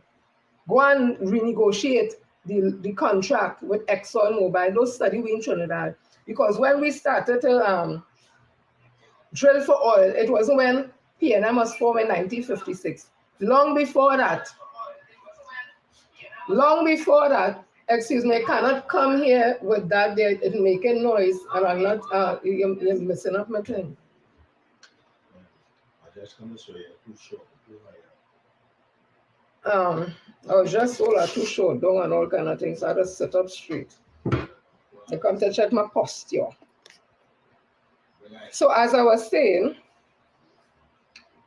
Petty Betty, you need to go and renegotiate Exxon Mobil deal, because when you're talking about gas was drilling down and oil was drilling down here long before PNM was a party in this country. Yeah? Them was drilling oil all the time here, them colonials and them. When we get involved in the whole thing changed because contract had to change and we start to receive revenues and the rest is history. So go and check all them things. Or they find out too short or let's see, not good enough. I want to know if I put something to sit on or let's see, not good enough or still too short. All the trolls have come out, so they send you out, Shadid Mohammed, they send you out, darling. And I sound stupid and you're still here. So let me continue. This is the next one. I want Petty Betty.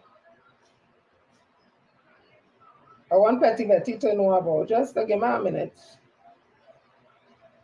It says Guyana for sale. You know, Guyana has attracted a lot of foreign investment recently. What is it that Guyana has to offer?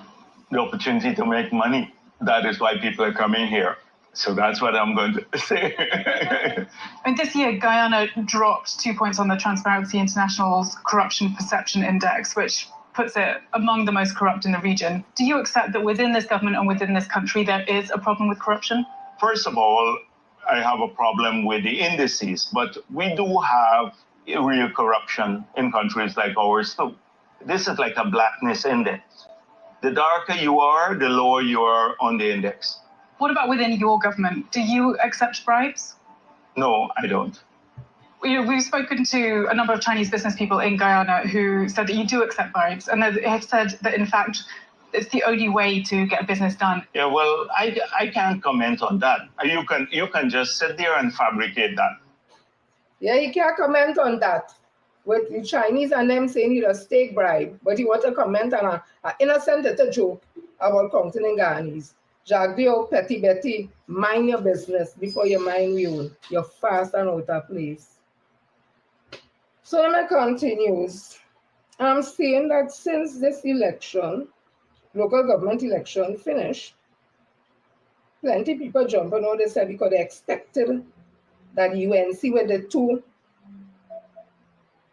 soft hitters, an old fool and a young fool, that they will be on top.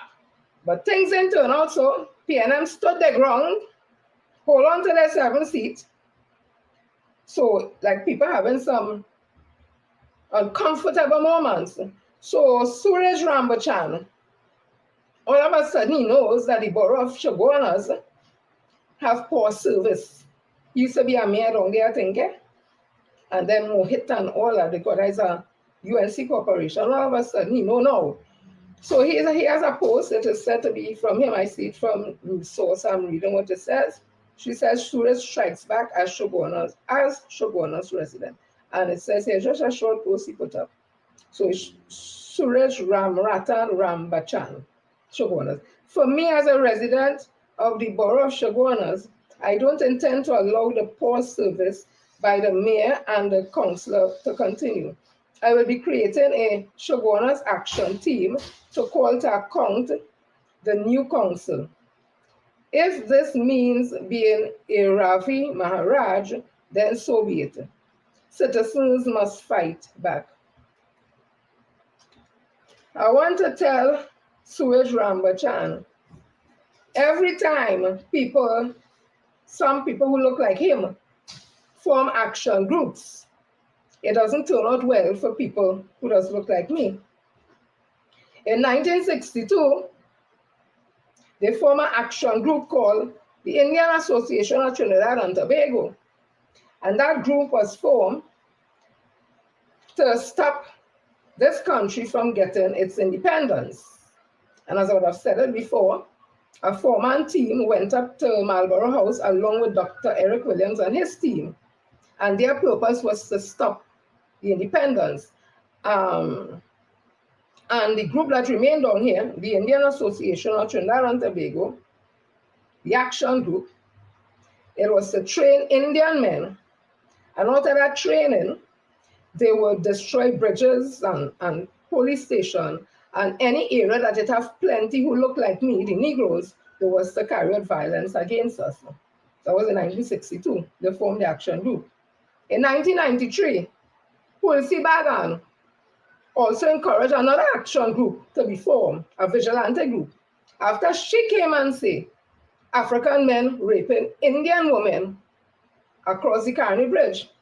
And when it was investigated, it was Indian men who was raping Indian women. But those vigilante group was formed to beat and carry out harm and kill people who look like me if they catch them across there. So that's the next action group. Now in 1990, an entire village was formed in Central. They declared themselves separate from us and they renamed themselves Indish. And after a while, having separated from us, because they got that idea from one of the most racist Indian it had in this country, who was a part of that Indian association group, that Indian group that was formed in 1962, H.P. Singh, Hari Prasad Singh.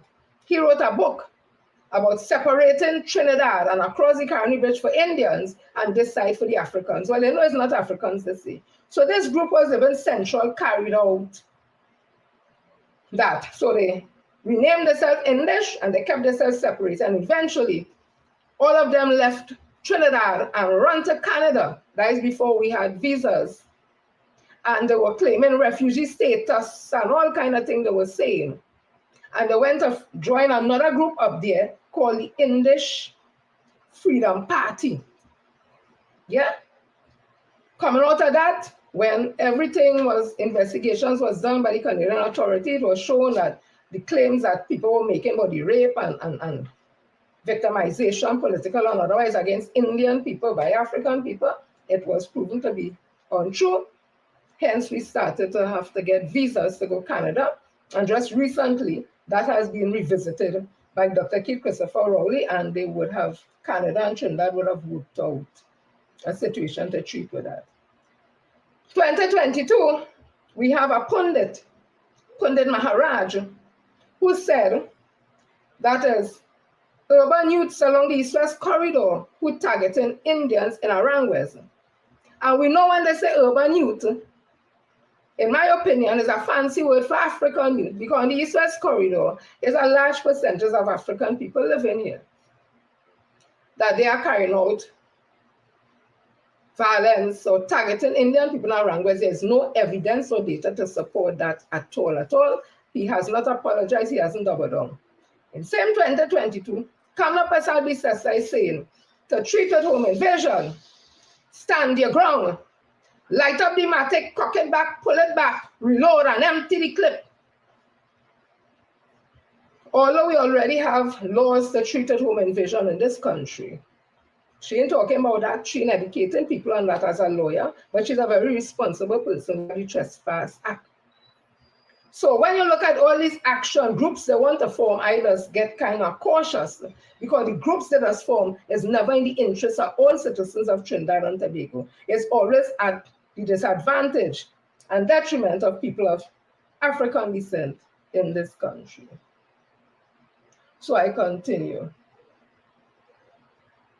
So I'm seeing that Cal pilots, like they call in sick.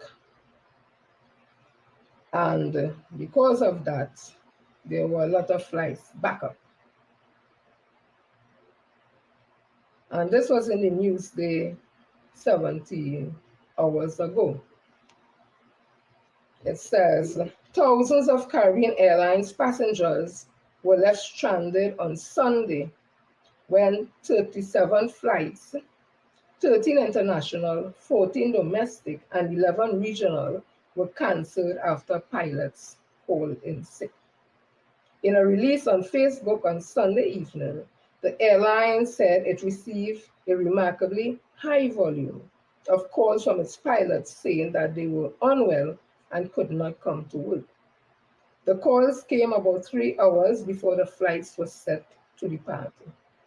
It is to be noted that the airline is currently in negotiations with the Trinidad and Tobago Airline Pilots Association over a collective agreement for the period 2015 to 2018, Carl says. The release was posted at 6 p.m., hours after the Trinidad and Tobago Airline Pilots Association, so it's TALPA, took to social media to dispute another newspaper's headline which said pilots were on strike. In its release, TALPA denied any participation in industrial action.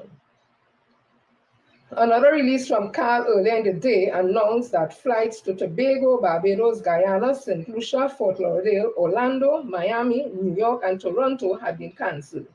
Flights from these destinations to Trinidad were also affected. The airline appealed to passengers to refrain from going to Picong International Airport unless they were informed flights had resumed. To accommodate passengers on the domestic air bridge, an additional ferry sailing from Tobago was made available to CAL customers with a confirmed airline ticket at 5 p.m. However, passengers were told the ferry had a capacity of 400 and the accommodation would be on a first-come, first-served basis. One passenger said he had been waiting at the Scarborough port since 11 a.m. but was only allowed into the departure lounge at 3:39 p.m. He added that people were very stressed about the situation and the inconvenience, especially as the Galleon's passage arrived at around 5:40 p.m. Newsy visited the airport where hundreds of disgruntled passengers were waiting, hoping for an update on their flights. And the story continues. All right, I just want to say this.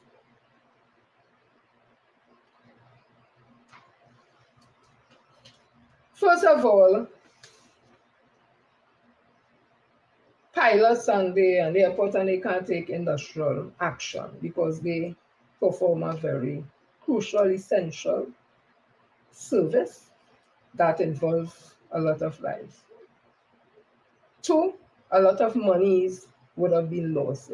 So even if you have negotiations to get your monies for a negotiating period, the company now losing millions of dollars because of what you would have done, put them in a different position. Nice. 2, 3. I find for a union that is representing the pilots, I find them to be very reckless. This is my opinion. Because they ought to know, based on the Industrial Relations Act, they cannot carry out industrial action. They can't strike. So a competent union would have known that. That is my opinion. 4, it will be very suspicious if all pilots call in sick on the same day. It does not make sense because there's no epidemic in the country. All of them not living in the same area unless there's a compound, all of them living, so all of them get the same bug and flu. I'm sure they live in different places. So for everybody to call in on the same day stating that they're sick, they can't come to fly the planes just 3 hours before, it appears to be a calculated action that could be interpreted as industrial action. So what came out of that, I'm giving my opinion without the emotion in it as a person who deals with industrial relation issues. What would have happened? The Industrial Court of Trinidad and Tobago got involved August the 21st, 2023, in the matter of the Industrial Relations Act, Chapter 8801, in the matter of an application by Caribbean Airlines Limited for an injunction under Section 71 and subsection C and or Section 8(1). So that was Section 7(1), subsection C and or Section 8, subsection 1 and or Section 10, subsection 1, subsection B, and or Section 10, subsection 3 of the Industrial Relations Act, Chapter 8801, and or under the inherent jurisdiction of the Industrial Court. And this is between Cal Airlines Limited and Trinidad and Tobago Airline Pilots Association. Coming out of that, what has happened? The pilots were ordered to go back out to work. And if they were to continue with the actions, there would be consequences to that. And that is to be expected. So I think these unions and them that set up the members, because a responsible union would have known all these sections I just read out here and would have known that what they were doing, if they were to be taken to the industrial court, they didn't stand a chance in hell to win that matter. So now you have pilots going back out to work under duress because they have been ordered to go back out to work because of the bad advice I am sure they may have gotten from the union. Again, I'm giving my opinion on the matter as also a union person. In 1978, I think it was, there was also a situation with BWI pilots. I think about 100 and something of them would have taken some industrial action, and I understand, I'm still looking for the article that they were fired. These things are serious things. You're speaking about an aircraft that holds so much 100 persons on it. You are in charge of that to keep them safe.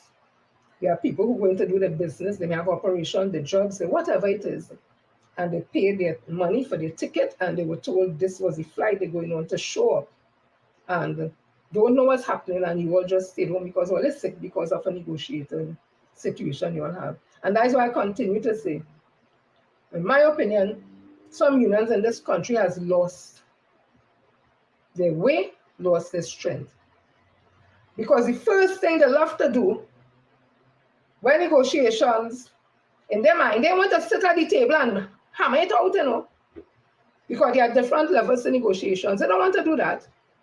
As things fall, jump out, take action, let me strike and all that. No longer are they exercising the wits or the skills in negotiation. Collective bargaining and negotiation is a skill, is a technique. Like I don't know if they ever went Cipriani Labour College to learn, because had they gone there, they would have understood negotiation is a process. And when you remove yourself from that table, the union has no power. I don't know why they feel when they move from the table and tell members to demonstrate that that is power. That is not no power. Because what happens in that situation, you put all the powers in a court, just like it was put in this court now, the industrial court, and the court will make a decision, so you have no power in that. But when you are at the negotiation table, you have the power there, because this or that. We go up, we go down. I don't want this, we don't want that. We want this, we want that. That is where the power is. So they're fooling members to make them feel when they go on the street, you have power. All what happens to you on the street, it goes to industrial court, and then the court will make a decision for you. So in that, it have a loser and a winner. Whereas at negotiation, it had 2 winners, or 3 winners, or 4 winners, because everybody gets something based on whatever accommodation, whatever conciliation, or however they want to treat the matter, right? So I continue, Papa. So the local government election, as I said before, would have created a 7-7 situation. And Jack Warner, I was told, was on a radio program. I don't know if he's trying to be funny or if he's illusional or his timeline with Kamala if the alcohol fumes, because Panda say he say she fall along John Kanganji statue. And we heard about the John story. So I don't know if it's the fumes from she sweat that have him intoxicated. But I think he was on a radio program where he was saying that he as a teacher, you know, there's a capital 7 and a common 7. And the UNC got the capital 7, so they won because PNM got the common 7. And just him saying that alone is ludicrous, because it's not even funny. Where you just get capital and common is with letters. So capital A, common A. In algebra, what you get if you have a situation like, say, we have a positive 7 and a negative 7. And there's a line, positive on one side, negative on one side, and according to how we add it, so further from the 0, you get a different number. Closer to the 0, you get another number. So I could see less and more there. Positive 7 is more than negative 7 when you look at it on the pole. So I don't know if he was talking algebra and get it tired, because as I say, I don't know if he inhaling the fumes that comes from a body that seems to be always inebriated. What?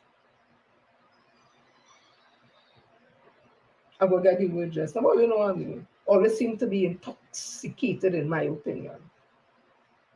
And talking a set of foolishness about he afraid Rolly and all that. I don't know what make he feel, Dr. Rolly, afraid him. I know when he must see an airplane, that he must just be frightened, my opinion, because he's wanted. He's an international fugitive trying to dodge extradition to the United States of America. So I feel he must be the one more afraid. He must be afraid to die in a prison in America, in Pampers. I don't know, I'm asking. Because this fear you feel people have of you. Jack Warner walking right now, and Jack walking like he's leaning. I don't know if his spine is curving or what. Jack Warner is looking just as bad as Colonel Prasad Visesa. And then the next one, who say he had bag on the eyes from working so hard with a prime minister who he had said will have a 5-day weekend. And she never did and all that. All of a sudden, she's the hardest working and the best one he worked with. You can tell me about that? So as I was saying, he has joined back with them. And I think it's out of fear because he feels that this time around, the US might very well carry out the extradition on him and he might not have nobody. He must feel to help him get out of it. Because remember, under him and the PP, they form a government, a whole ministry, and created Section 34 just to free 2 of the UNC financiers who was wanted in the United States of America. So I don't know if he feel, if he side with UNC, they get back in office, they will have another ministry and have Section 35 to free Jack Warner. These are the things that Jack Warner was saying. That is why you cannot trust him and you cannot believe him. Listen to this. The fact is, this was a deliberate ploy which the Kamala Prasad Visesa government imposed on the country and wanted to dismiss away $400 million. Let me just take you back a few years. In 2011, I was Minister of Works and Transport.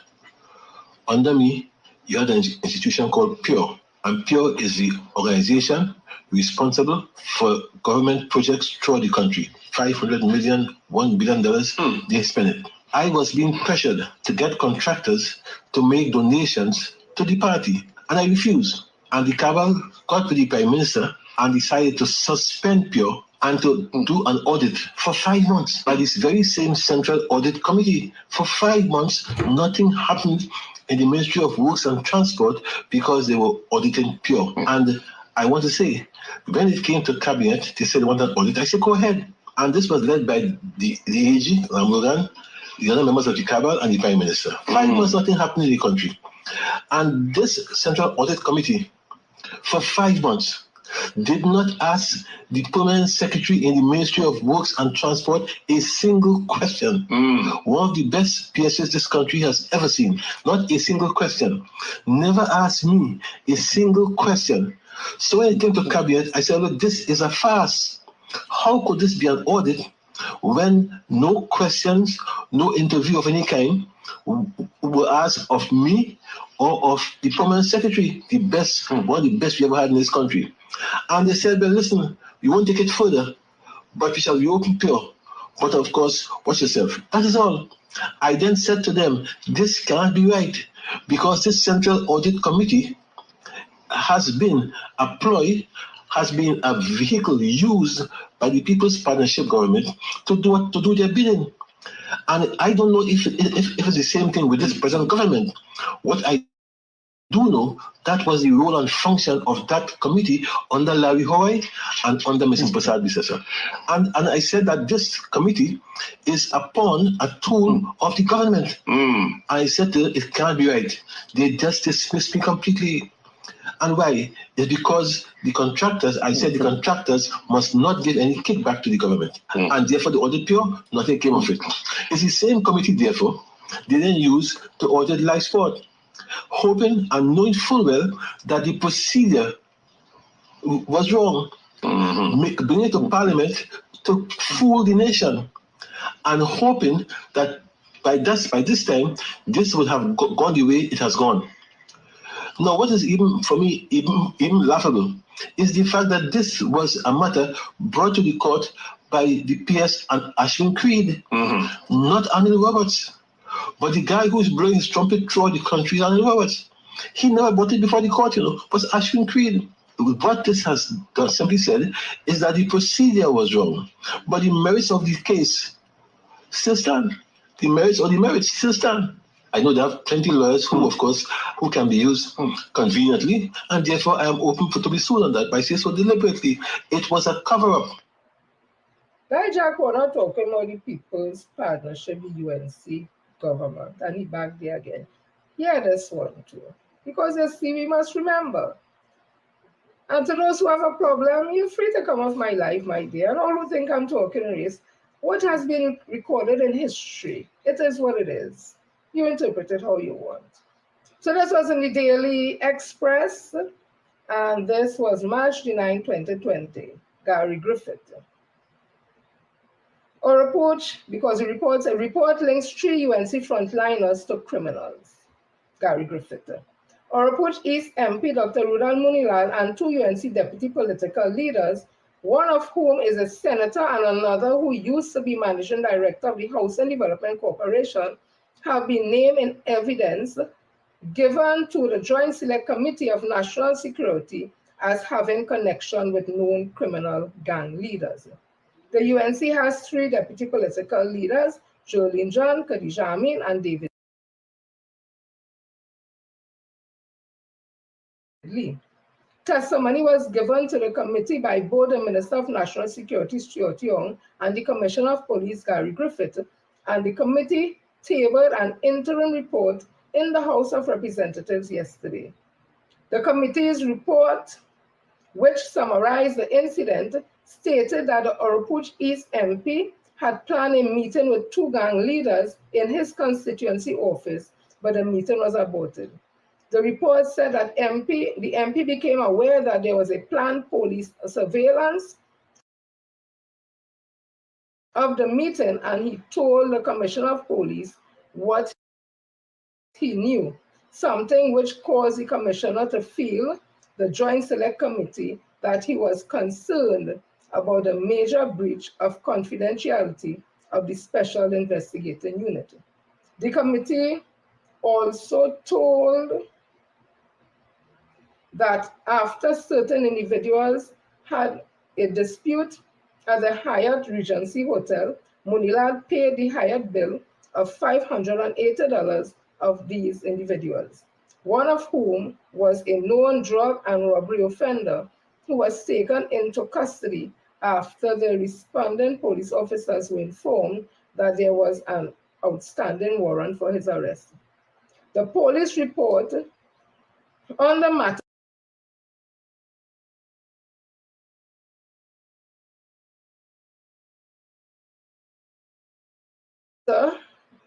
indicated that the MP expressed surprise at the for some action and claimed that they were supposed to meet with him in the nearby Parliament building. The minister, Stuart Young, was informed by the police that the MP had met with these individuals several times before at the Hyatt Regency. The JSC report also stated that the Trinidad and Tobago Police is an unofficial The Trinidad and Tobago Police Service, in an unofficial written report, also informed the minister that there was communication between the MP and a gang leader from the Beetham Gardens or East Port of Spain, as well as another gang leader from Bagatelle de Martin, to attend at the MP's constituency office for the meeting sometime in the last quarter of the second half of 2019. It was reported by the Trinidad and Tobago Police Service to the minister that one of the individuals is communicating which was subsequently arrested under the anti-gang legislation, charged and incarcerated, report said. The report noted that the MP made a request to meet with the Commissioner of Police with a sense of urgency on the day that the meeting was supposed to take place, and the MP proffered certain explanation to the police for the meeting with these individuals. Griffith confirmed that the Hyatt incident was contained in a special branch report. Griffith also confirmed that the SIU submitted a report on the planned meeting between the MP and the 2 gang leaders. Karapo Masjid, the JSC was also told about a deputy political leader of the UNC, a senator who had connection to a mosque in Karapo. It stated that on June 25, 2019, the Trinidad and Tobago Police Service provided information to the minister about a certain person of interest, a senior member of the Muslim fraction in Karapo. He was approached by the deputy political leader to represent the party as its councillor for the Karapo area in the then 2019 local government elections. The deputy political leader of the UNC, PP, was said to have promised this individual that the party will finance his election campaign and assist him in the development of the physical structure of the Karapo Masjid. The report stated that on August 9, 2019, when it was revealed that the individual was not being chosen as the candidate, the man expressed his dissatisfaction to the deputy political leader. There is a link between the deputy political leader, this individual, and an individual in prison for murder who is one of the most notorious criminal elements in our prison system. The name cannot be revealed. There was communication between the DPL and the incarcerated individual. On the 5th of September 2019, the incarcerated individual reportedly telephoned the deputy political leader and requested that the individual in question be appointed as the candidate for a specific area in the local government election, since his chances of securing victory at the polls were favorable. The former HGC managing director, the JSC report stated that after the individual was replaced as a candidate by the opposition party due to his criminal record, a decision was taken by the party to offer him a security position in lieu of candidacy during the local government campaign. The former HGC managing director, the Trinidad and Tobago Police Service, provided information to the minister by way of a report that another deputy political leader, described as the DPL2, who was linked to particular individuals associated with the Muslim criminal faction. The DPL2 had been observed in attendance with a person of interest dressed in a yellow t-shirt at political meetings organized by the party in support of the DPL, that is the Deputy Political 2. This individual is a person of interest to the police due to his affiliation and his alleged involvement in criminal activities. The individual has been observed for the past 2 years assisting DPL2 while DPL2 canvassed in the constituency of Lohakata, Talparo, and surrounding areas on behalf of the party, during which they gave out certain handouts and oversaw several self-help projects. It has also been reported to the minister and depicted in photographic evidence that the DPL2, in the lead up to the local government election, engaged in walkabouts in Maloney area, accompanied by a person of interest to the police, in particular for gang activities and as a gang leader of Beaton Gardens. During evidence, Griffith stated that a female politician had been walking the ground and been involved in affiliation with certain gang members on par with what would have taken place 9 years ago to the 2010 election in the Karapo area. That was in the Trinidad Express, and that was Gary Griffith. Gary Griffith today is back with the same people who he talked about in this report linked with criminal elements. The deputy political leader, the managing director, HGC, MP, all that, he back with them. And Jack Warner would have spoken on the tape I played just now about the corruption in, in the UNC. People, it's not right here. So, we have a situation in Lingua Indian Walk, where, as I said, there's a tie.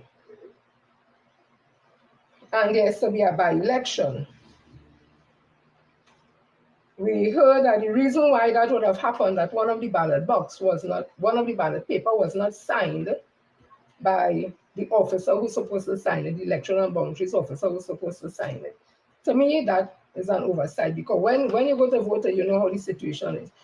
You come in, if you're on the green line, you have no issues, you go to the first club, they take your information, you go to the other one, and then the one with the ballot paper, have it, you sign it up there, they turn the back, they put the signature, they tell you, this is how to fold it when you finish vote, with the signature up.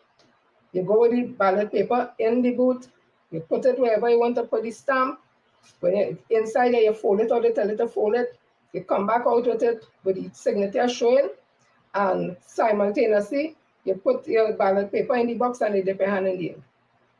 They just call out all the consecutive numbers and all that. So it's a tightly run situation.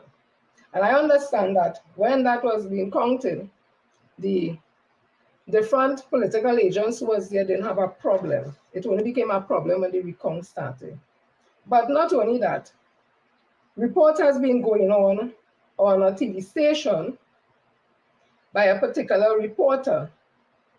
And we are now hearing that it is alleged, let me see if I find it. Let me see if I find it right. The TTPS. Let's first explain how the EBC decided that a re-election is the next step. Remember, there was one ballot separating the PNM and UNC in Lengua Indian Walk, a ballot which is in favor of the UNC, but one which the EBC rejected due to it being not initialed by an EBC official. The UNC, of course, disagreed with that position, saying the EBC's administrative error should not come at their expense. But CNC3 News understands that the United National Congress was today told that at the first counting of votes, when that uninitialed ballot came up and the decision was made by the presiding officer to reject it, neither the UNC nor PNM representatives there raised an objection. We understand the EBC went on to say that even in the first recount, no objection to that ballot was raised by either party. We were told the EBC has therefore decided the ballot should be considered as rejected, which means the final vote count remained 1,428 votes each. And the law states that if there are two recounts ending in a tie, then the election for that district is declared void and a re-election must take place as soon as possible. But the opposition leader says her election team did raise concerns about that ballot at all stages of the count. Kamla Prasad-Biswas has said they are amazed that the EBC is now trying to cover up what she is calling its incompetence and bias.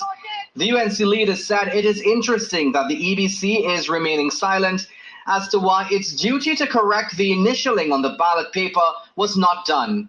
She said the EBC can no longer say it is independent or even competent. Kamla Prasad-Biswas has said she is now speaking with her lawyers and they plan to stand up and fight against the EBC and the PNM. What is interesting is that the UNC won a seat in the Arima Corporation by one vote. They didn't find that the EBC incompetent and can't do the work. The voice that was talking is said to be Akash Samaru. It is alleged that Akash Samaru's wife is a counting officer in this local government election up in that same area. And it is also alleged that she law office is where the UNC candidate campaign for offices for this local government election. So nobody can see if the allegation is true. It ain't nothing wrong with that. But everything wrong with the EBC. But when you win, when UNC win any seat or anything, the EBC good. But anytime the laws, the EBC good. All make up all your mind. Who looking like it have more thing in the water than it's supposed to be? If it is true, Akash Samaru working on CNC3, his wife is alleged is the campaign person up there or the counting officer in Lengua thing. Who knows if conversation was sending between two of them to say what's going on and what ain't going on. I'm just asking a question. But they're talking about the fact that the person who would have voted for UNC and this thing wasn't signed, that they would deny the privilege or the opportunity to register their vote and it's not their fault and all that. We, the citizens of this country, have been denied the right to know the report of the FUL findings, because it was the Police Service Commission, I think it was what of commission, retired Justice Stanley John to do that report into the going on in FULs in this country, and a report was done. And Gary Griffith has gone to court and get the court to stop that report from reading out in the parliament. We are the citizens in this country. Them work for us. And a report was done with taxpayers' money being used to pay whoever did the report. And we being denied the right, the whole country, to know what went on in the FLU and the licensing and the giving a license for gun in this country, when we hear every day, Matic, draw the Matic, light it up and all that from the opposition leader. We hear that they will make this country ungovernable. We hear them say, if they fail, blood will flow in this country. We hear all that. And we hear every day, we've seen somebody get shot again with bullets. We're coming from, apparently, Matic. Because the legal guns in this country, when they get to fuel, is not Matic. So we are denied the right to talk about one person denied the right to vote. What about 1-point-something million of we who was being denied Kamla Prasad the right to know what is in that FUL report, because it is said to be a well-oiled criminal organization. The judiciary, what is the judiciary doing? Are they not to deal with laws and criminals in this country? So they don't care? Nobody don't care about we?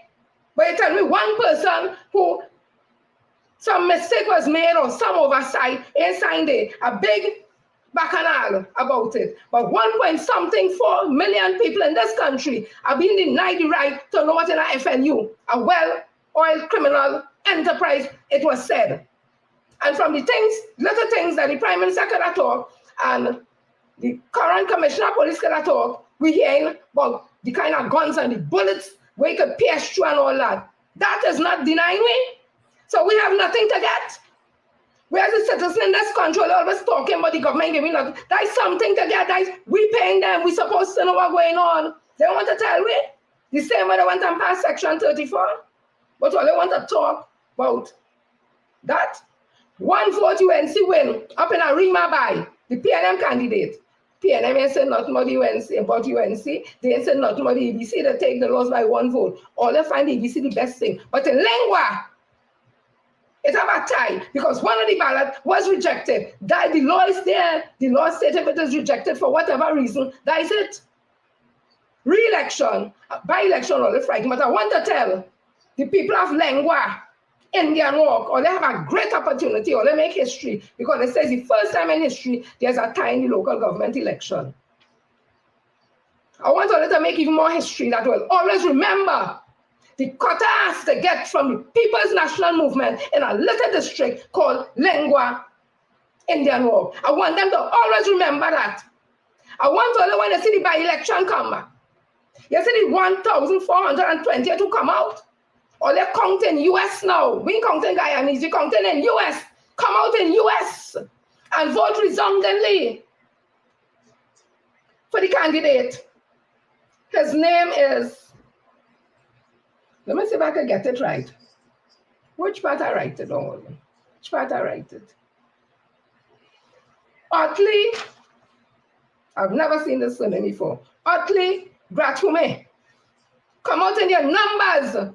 I hear he's a pastor. He's not like the pastor who in Tobago, where that's called the demon Baines, singing about light it up and matic and protect you, a man who before the court and rape. I'm confident that this pastor is a different kind of pastor. He is close to church and far from God at all. He close to both of them. I want people in Lengua Indian Walk. I want to let her come out in US. And I want to let her vote resoundingly for this PNM candidate. All who didn't want to come out, they're tired, they say nice small thing, we ain't voting in this election, he don't win whatever. Come out in the numbers so when they start to count again, and they reach all 3,000, that to stop it because UNC candidates still must be having the 1,400. Come out in your numbers. That is what you have to do. You have a second chance to make even more history in this country, to show them that the people in Princess Town, in Lengua, Indian Walk, first time in history, PNM got an inroads in it, first time in history a tie, and first time in history they're going to give the UNC candidate a run and a cut-ass for their money, figuratively speaking. And to all the haters on my life, and feel like talking, what? I talking, shopping, this is for you. I'm going to play this for all you, and then I'm going to play the Prime Minister.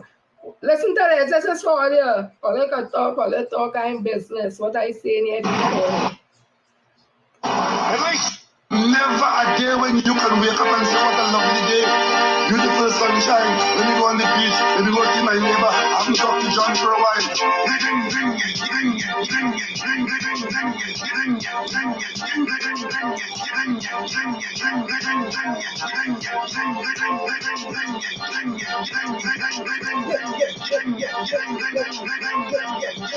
Never a day when you can wake up and say, what a lovely day. Beautiful sunshine. When you go on the beach, when you go see my neighbor, I'm talking John for a while.